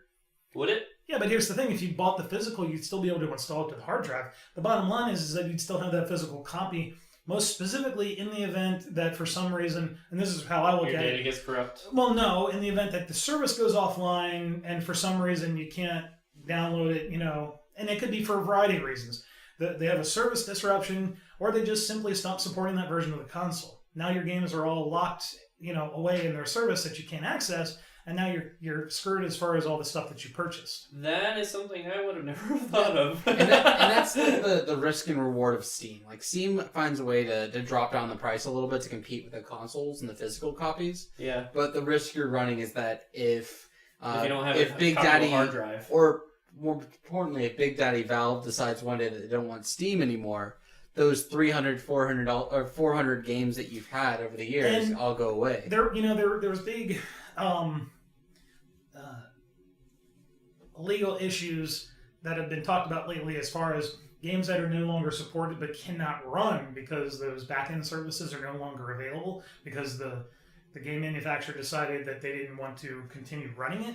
Well, which I want to punch whoever made the decision to cut off me and my relationship to Midnight Club 3 from the original Xbox. That was an incredible racing game. But the concern is you have this thing that you can't run unless it talks to, a server somewhere else. And the question is, well, how do you deal with that if you, legally purchased a copy? And of course, I believe, from what I understand, the ruling was that if a game has been truly left in the dark and the software vendor has decided they're no longer going to be able to support it, that it is legal for you to modify the game for your own personal purposes, not for the purposes of others, to play it on your own equipment for your own personal use. So, of course, don't take that beyond anything but that.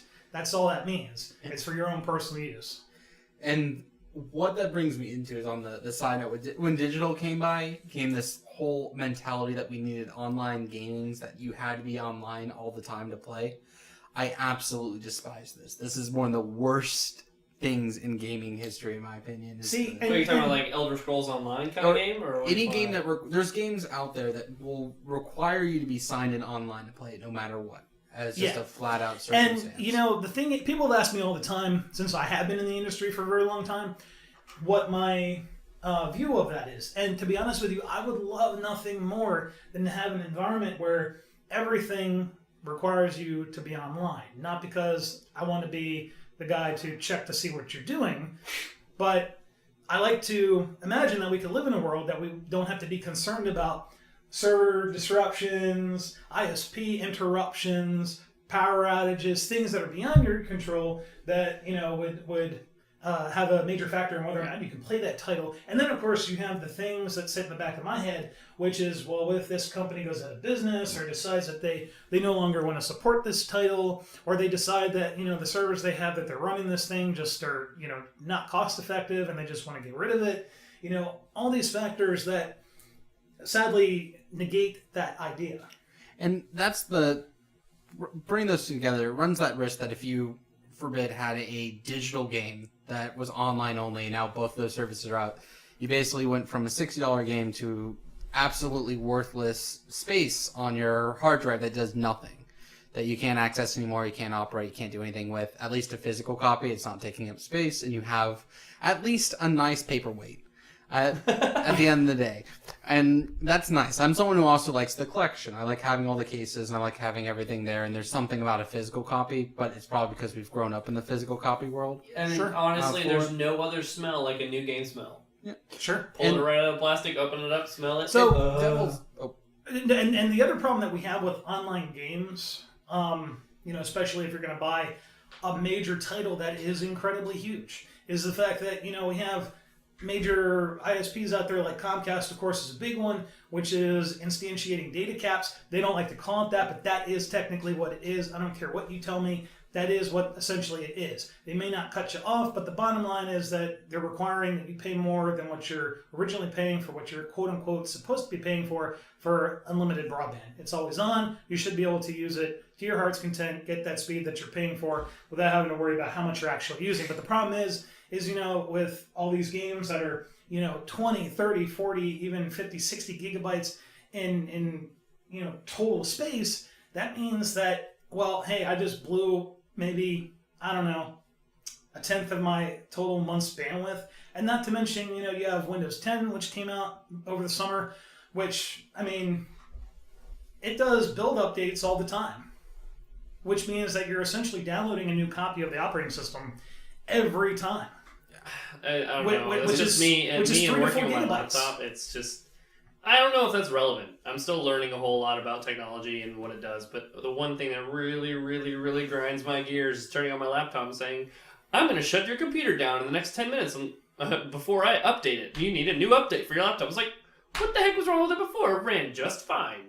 Yeah. I don't know what the heck kind of updates they're looking for. A lot of these are, security updates, things that most people aren't going to be able to understand what they do. So, trust me, I totally understand the aggravation of that, because you just want to get in, get out, do watch my Netflix in peace. Do what you want to do, and then leave it. But I mean, although I'm not a big fan of the way that Windows 10 does its updates, I think one of the reasons why it had to be done that way, and I'm sure the answer that I'm going to give is not going to be very popular, but that's okay.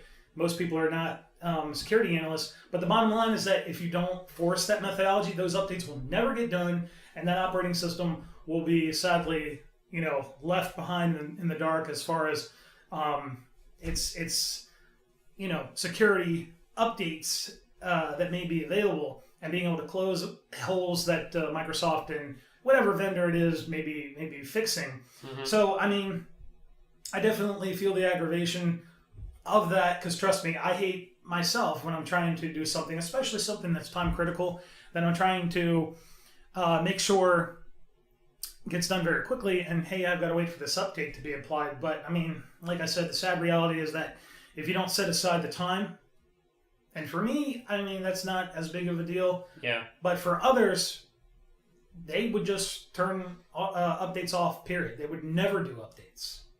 And of course, the problem that we have now with the way online technologies are working, there are certain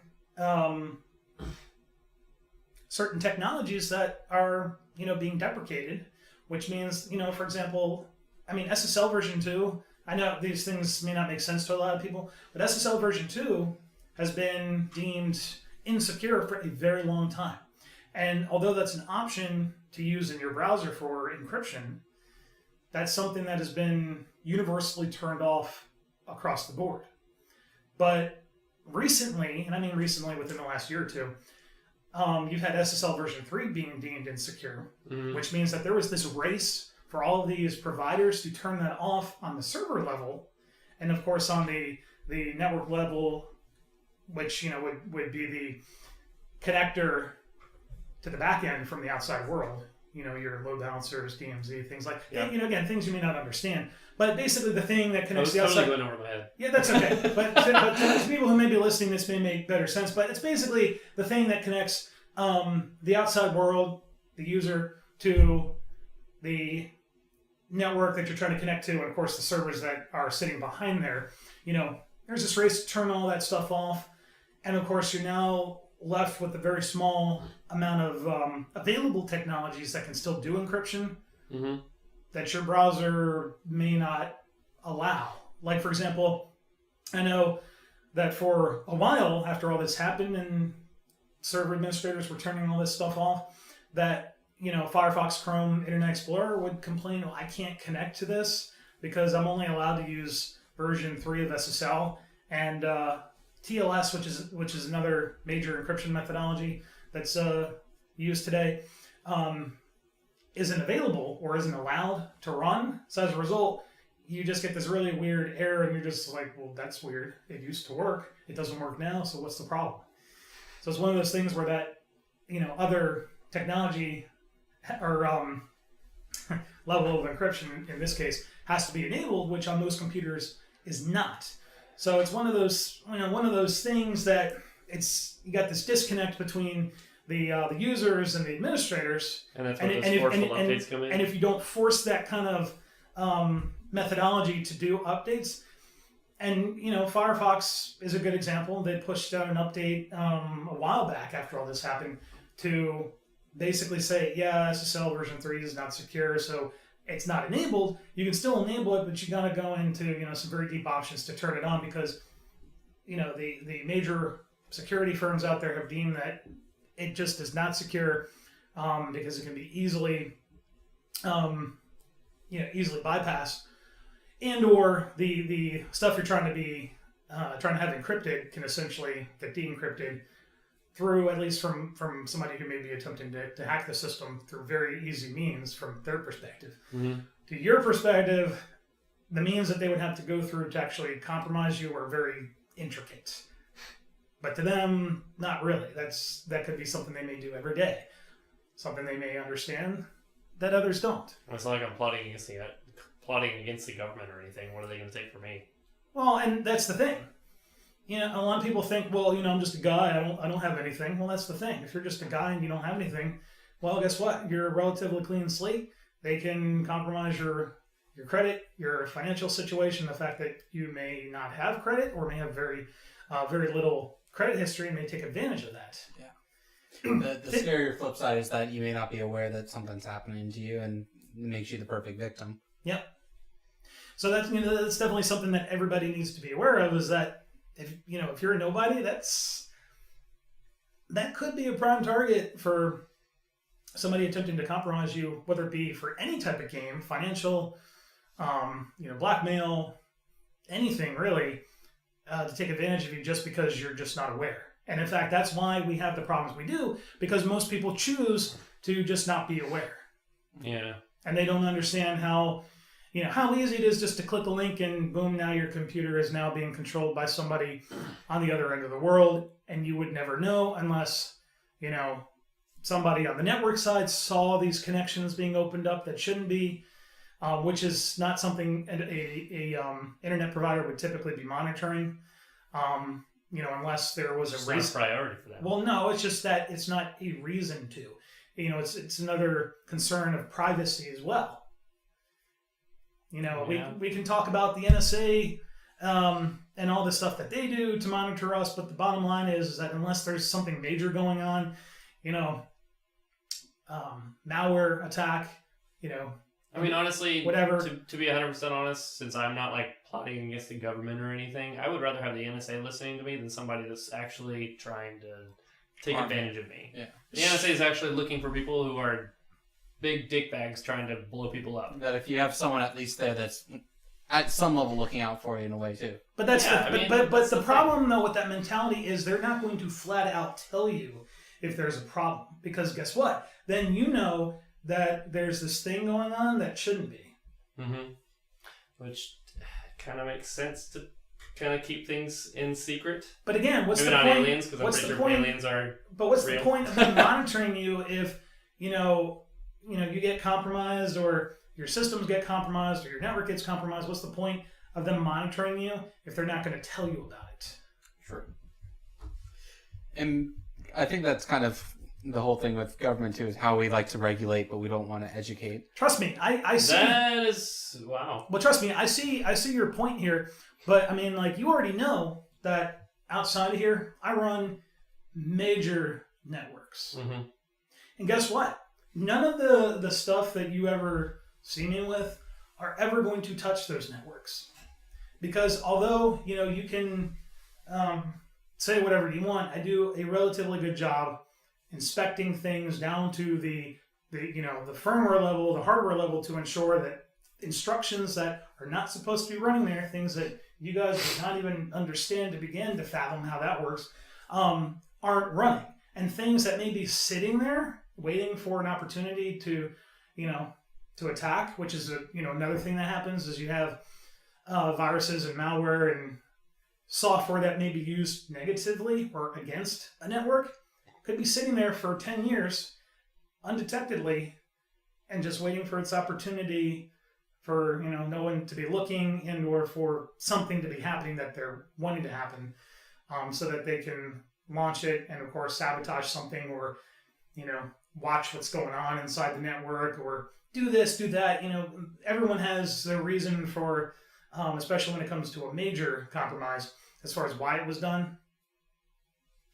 It could be financial, could be, somebody just wanted to exploit the whole. Yeah. And of course the service provider just wasn't taking it seriously, which is another thing that we see. I've seen time and time again where somebody notified the provider and gave them all the technical details and gave them quite a bit of time to fix the hole, and they didn't. And they pretty much just ignored it. So you have people like me who do those, not necessarily hack or compromise people, but look for things, because that's part of what I do, and report back to the customer. It's something you're aware of. And it's something I'm aware of so that they can be aware of. Now, whether or not they fix that hole, well, that's up to them, and I can tell them how to do it.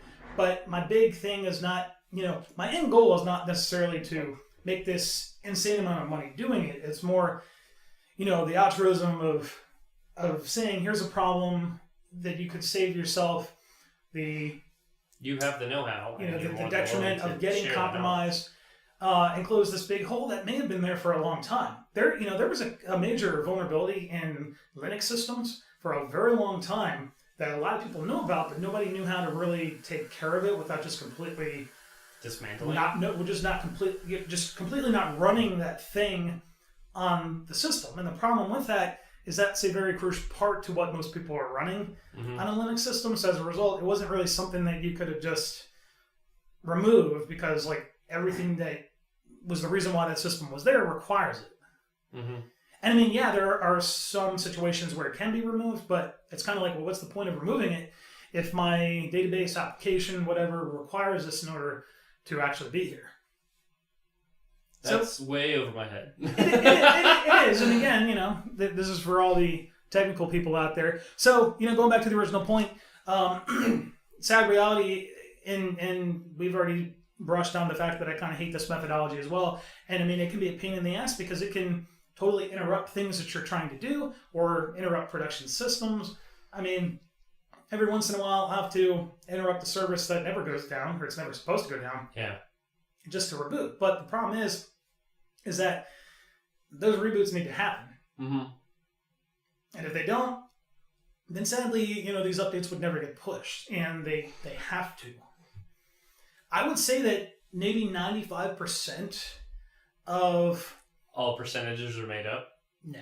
95% of ways to not compromise yourself. Not that this is the end all, because if you take this step and ignore everything else, well, that just kind of negates everything. But if you do all of your routine patches, OS patches, Java, Flash, all your typical things that you might use, you have... you pretty much have taken 95% of the steps that you need to do to actually ensure that you're safe on the net. Mm-hmm. Now, if you go and reply to phishing emails or click links in phishing emails where you're going to quote unquote validate your username and password against, Facebook with 2Ks.com, well, you just gave that rogue website their your username and password, and now they can do whatever they want with it. And here's the thing, a lot of people don't know that when that stuff does happen, there's a choice that can be made on the other end. Do they use it right away? Or do they save it for later? Yeah. Like a year later, or 2 years later. Like when you misspell red tube. Yeah. By accident, and then accidentally, you fly through the letters and type in rest tube. Or rest tube. Exactly. And some other crazy porno site. I mean, you wouldn't believe how many emails I get from Facebook type messages that are trying to disguise themselves as Facebook that look legit, but if you do just some basic inspection, you can tell that not only is it being sent from obviously a domain name that just wouldn't be sending that kind of mail, but you look at it and you're just like, yeah, Facebook would never send me this type of email, even if they needed to. Yeah. So if they did, I think if they throw it in on your newsfeed. Or probably. Throw it in some sort of immediate notification instead of an email. Yep. On their own home turf instead of just spreading their wings and going out through everything, trying through every form of communication. I think everyone would notice if Facebook had a problem. Yeah, they do. They do. Oh, yes. There's no will. There is a do. But yeah, that's the sad reality of the world that we live in, is that everything, needs to be constantly looked after and constantly updated. Because, as things happen, we all find new, and good and bad people, we all find new ways of doing things. Again, for the good or the bad, whether it's to compromise the system intentionally for monetary gain or to do it just to see what we need to do to close the holes out there. And as such, those holes need to be closed. And of course, if we're not doing those updates, then we're just leaving these holes open. And guess what? It only takes one of those holes to screw your life forever. This is some real shit. It is. And guess what? There are millions and millions and millions of vulnerabilities out there. Millions. This is and difficult and to think and about. and there's more and more every day growing for the Mac operating system. So Mac users don't think you're safe just because you run Mac. Yeah, it's true. There's a lower amount of viruses, malware, what have you available, but that doesn't mean that you're protected or immune from any of that. And guess what? Neither is Linux. And by the day, we're seeing more and more viruses and malware becoming available for Linux systems. Because you have to bear in mind, Unix and Linux was originally developed to be a secure system. Mm-hmm. And although, yes, it is relatively secure compared to other platforms out there, that, like I said, compared to Mac, that doesn't mean it's immune or protected from viruses or malware or anything like that. Still needs to be looked after, still needs to be patched, still needs to be configured so that it's locked down. And the appropriate steps have to be taken to ensure the security and reliability of said platform. Yeah. Because, of course, if your servers are going to get hacked, well, you just kissed the reliability of your servers goodbye. To say, I apologize for that awkward silence in between the spiels. But when Vinny brought up the Macintosh products that how you're not really safe, and I had a lot of thoughts run through my head about my transition from Apple products to Android. I recently just switched over to Kyocera Hydro Icon phones. They're freaking awesome.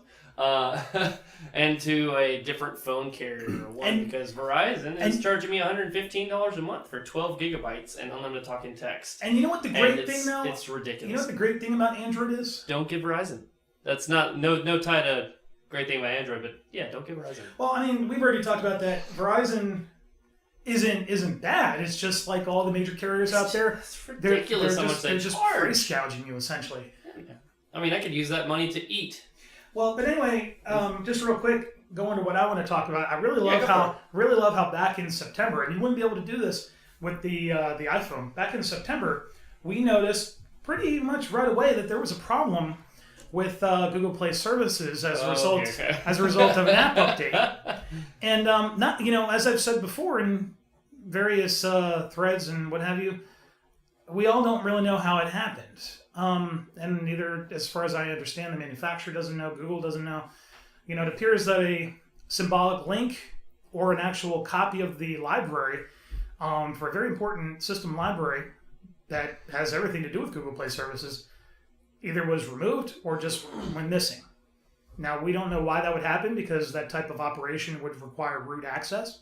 But anyway, as soon as it happened back in mid-September, and you wouldn't be able to do this on iPhone, we developed a pretty easy fix that although, a typical user wasn't going to be able to discover on their own, if you put the device in debug mode, you go, oh, well, it's complaining it can't load this library, and that looks pretty important. And of course, all you have to really do is search the file system using File Explorer, which is what I have always used, for that particular file, and you go, oh, well, here's a copy. Don't necessarily know if it's the same file that it's really asking for.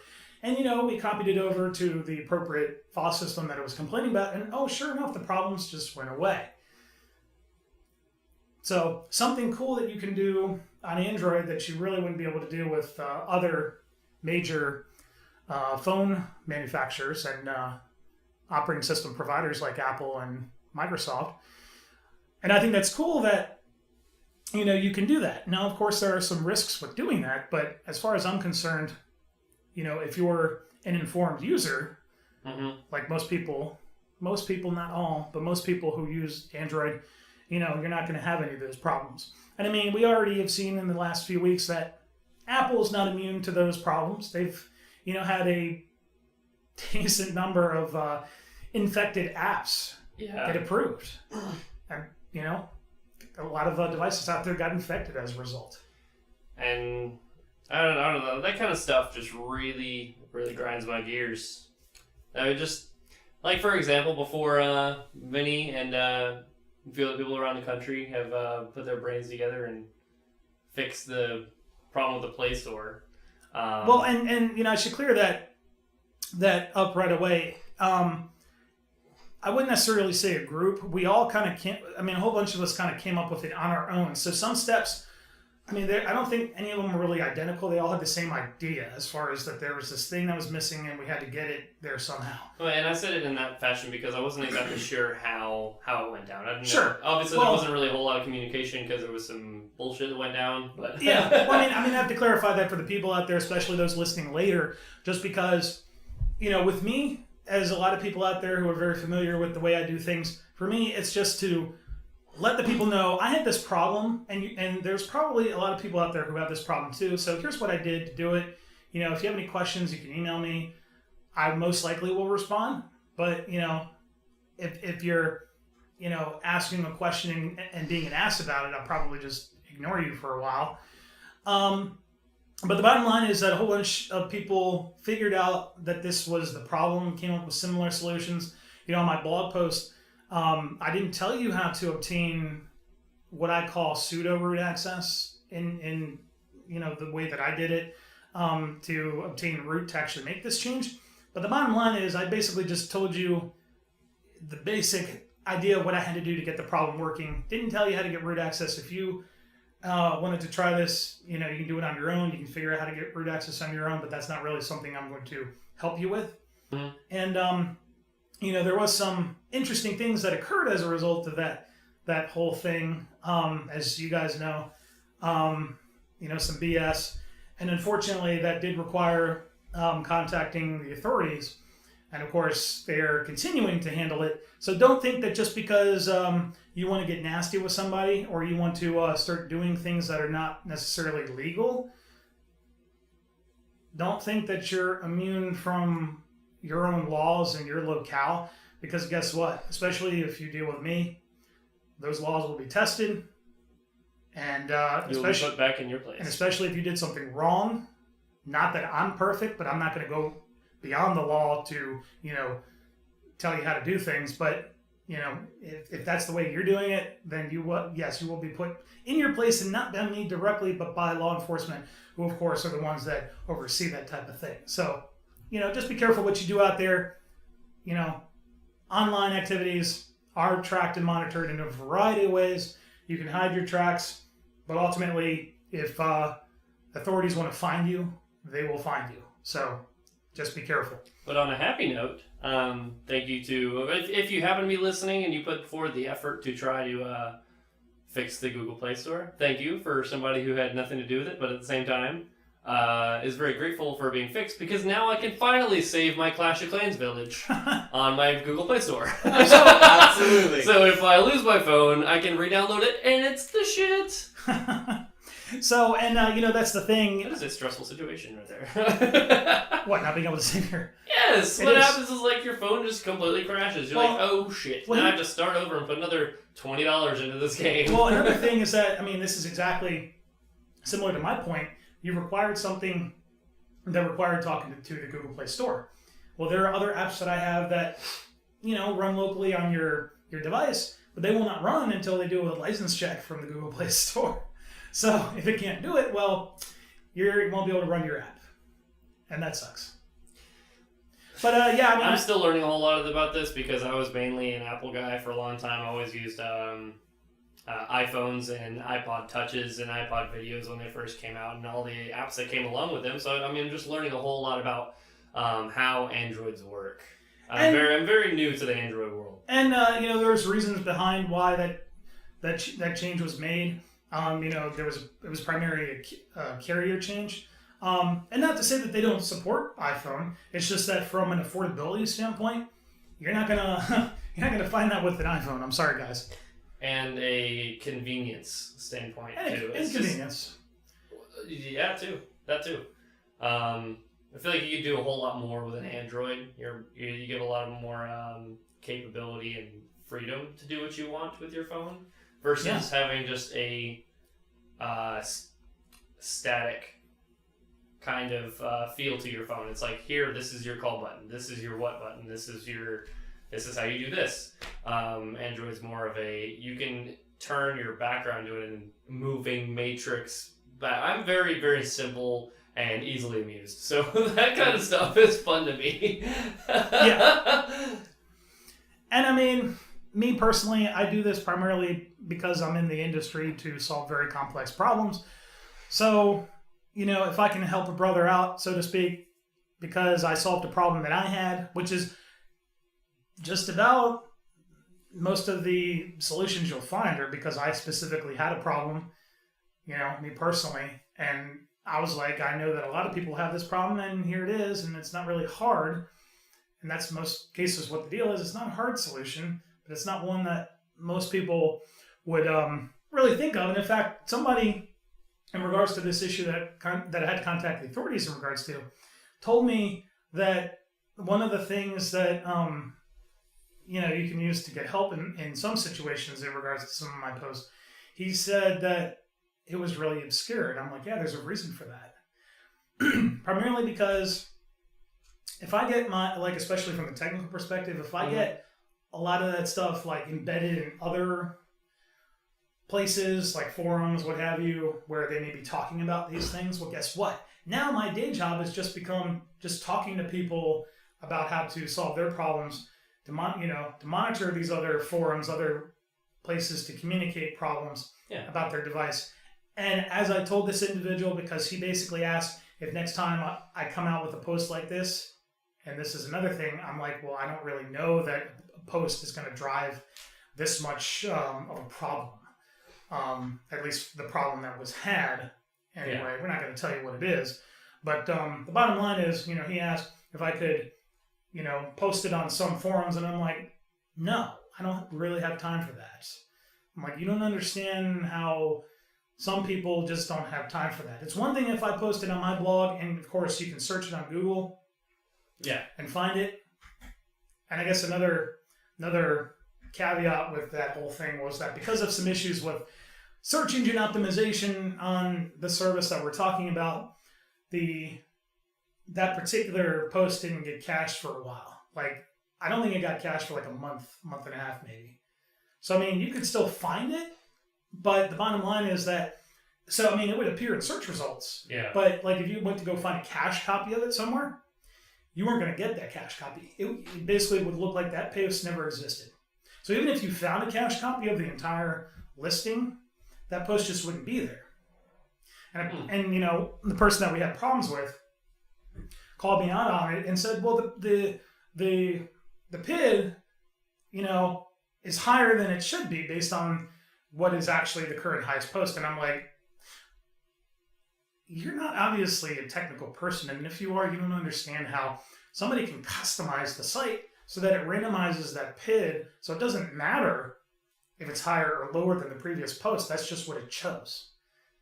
And I had to point out that if you look at previous posts, some of them are that way too. The process ID, which is usually a 3 or 4 digit number, just to identify the content, is either higher or lower. And I'm like, that doesn't matter. That's chosen at random. That's not a thing that the content management system decides. That's not something I decide. That's something that is automatically generated by the system, and that's primarily because that's how I have it coded. And it's primarily so that I don't have to worry about entries in the database and worrying about other process IDs getting screwed up or what have you. Because then there's also other things that are not typical as far as the construction of this content management system that you'd find out of the box with others. So as a result, you can't just look at mine and go, well, this looks different than, somebody else's. So as a result, things may look weird.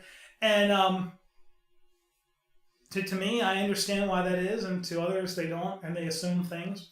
And that's not really my problem. I tell you how it is. And if you don't like that answer, well, tough. Tough kumquats. I'll just say Drake and Josh. I love that show. I like him. Hey, aren't they doing a reunion? Huh? Aren't they doing a reunion at some I point? hope so. Drake. I think Drake. they are. with the Josh Nostalgia Beck Kick is- 2016, I'm pretty sure we'll see just about anything could be happening. Oh man. Yeah. I think I'm running out of things to say. I don't even know what to bring up now. That's okay, but we're going to take a quick break, and when we come back, we'll talk about a little bit more.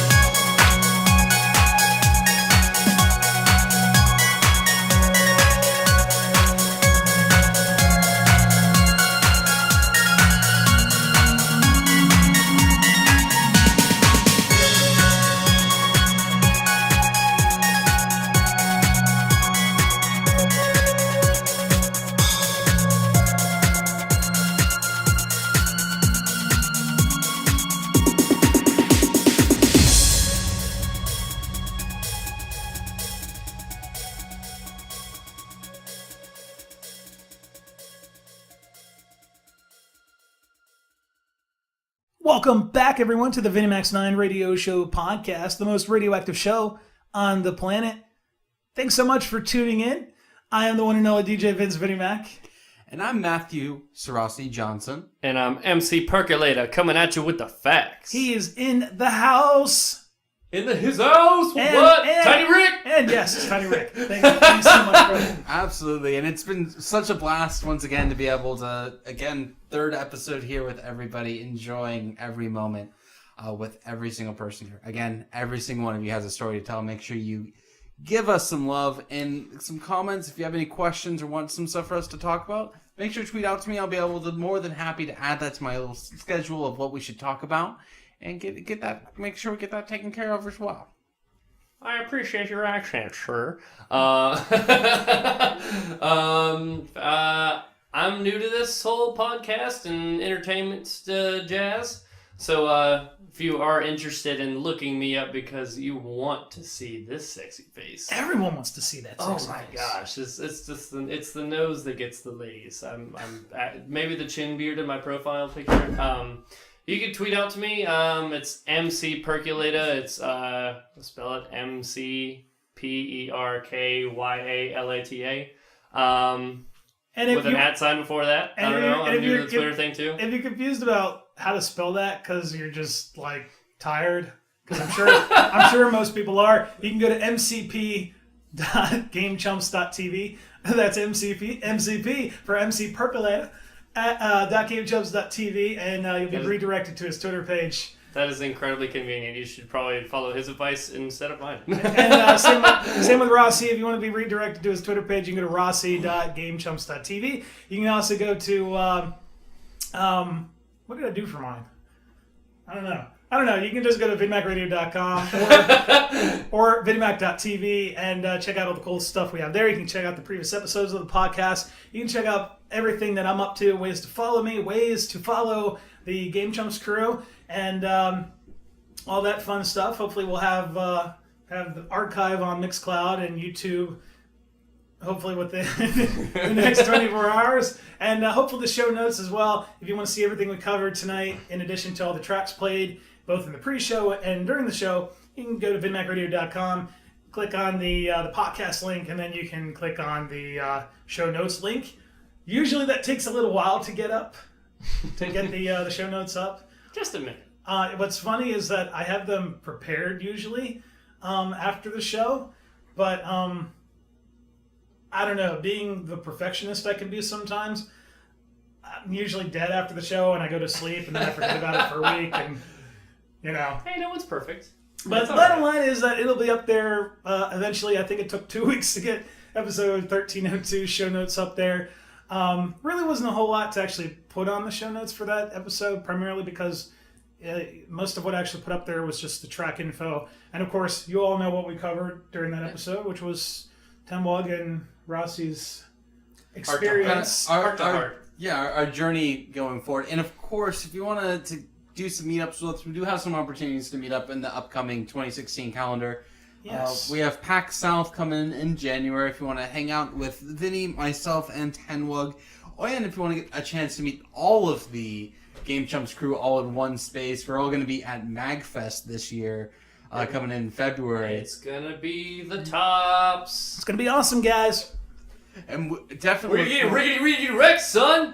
Tiny Rick! Tiny Rick, what? Absolutely look forward to the chance to meeting every single one of you. Don't be a stranger. I want to make sure that you guys know that you're absolutely loved here. And any bit of talking and fun, excitement, I'm always just a tweet away. Yep, and likewise, you can catch me on Twitter, Instagram, Twitch TV, Hitbox, all the major platforms at DJ Vince VinnyMac. You can check me out on Facebook at user VinnyMac. Again, you can go to VinnyMacRadio.com. Everything's all there. It's all cool. You can check out my About page. Like I said, grab a Snickers. I don't work for the Snickers company, which I guess is what, a Mars candy? Maybe. Well, I don't work for them, but that's the saying, grab a Snickers, because it's going to be a long time reading this thing. Because I've been in the industry for a very long time, and I'm still apparently a young guy, even though I've been doing it for a long time. Do you have any closing thoughts? MCP? MCP, stay in school, don't do drugs. Stay in school, don't do drugs. That's pretty.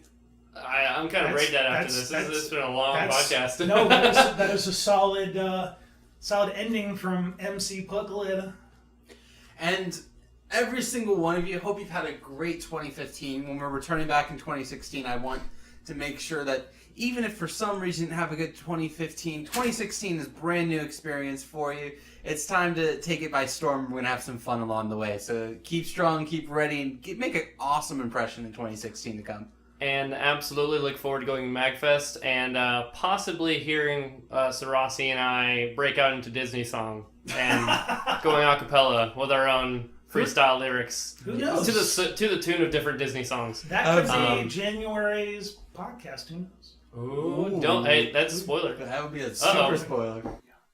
All right, everyone. Thanks so much for tuning into the VinnyMac's 9 Radio Show podcast, episode 1303, coming to you live from the VinnyMac Productions live studios here in Central Virginia. It's been a blast. Until next time, as always, stay true to yourself, keep it live, and we'll catch you next time. We're out. I'm Tiny Rick.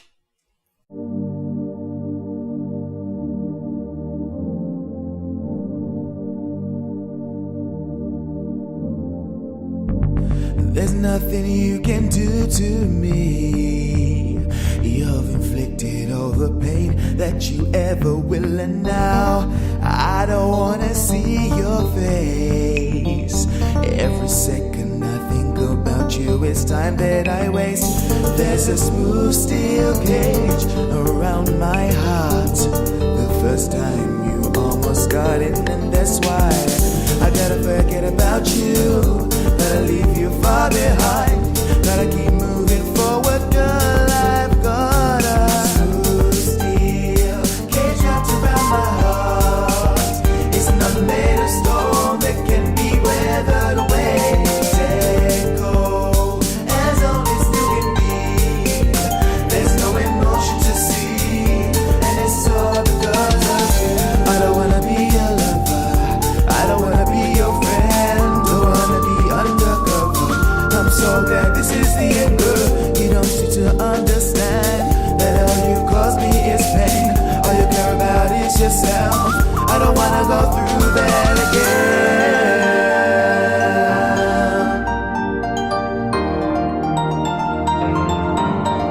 I said I don't wanna be your lover. I don't wanna be your friend. Don't wanna be undercover, girl. I've got a smooth steel cage wrapped around my heart. It's not made of stone that can't be weathered away. Oh, as honest as it can be. No emotion to see, and it's all because of you. Don't try to get me back, it won't work. Don't try to call my friends, they don't care. No one can do the things you did to me. I said I'm dead cold, as only still can be. There's no emotion to see, and it's all because of you.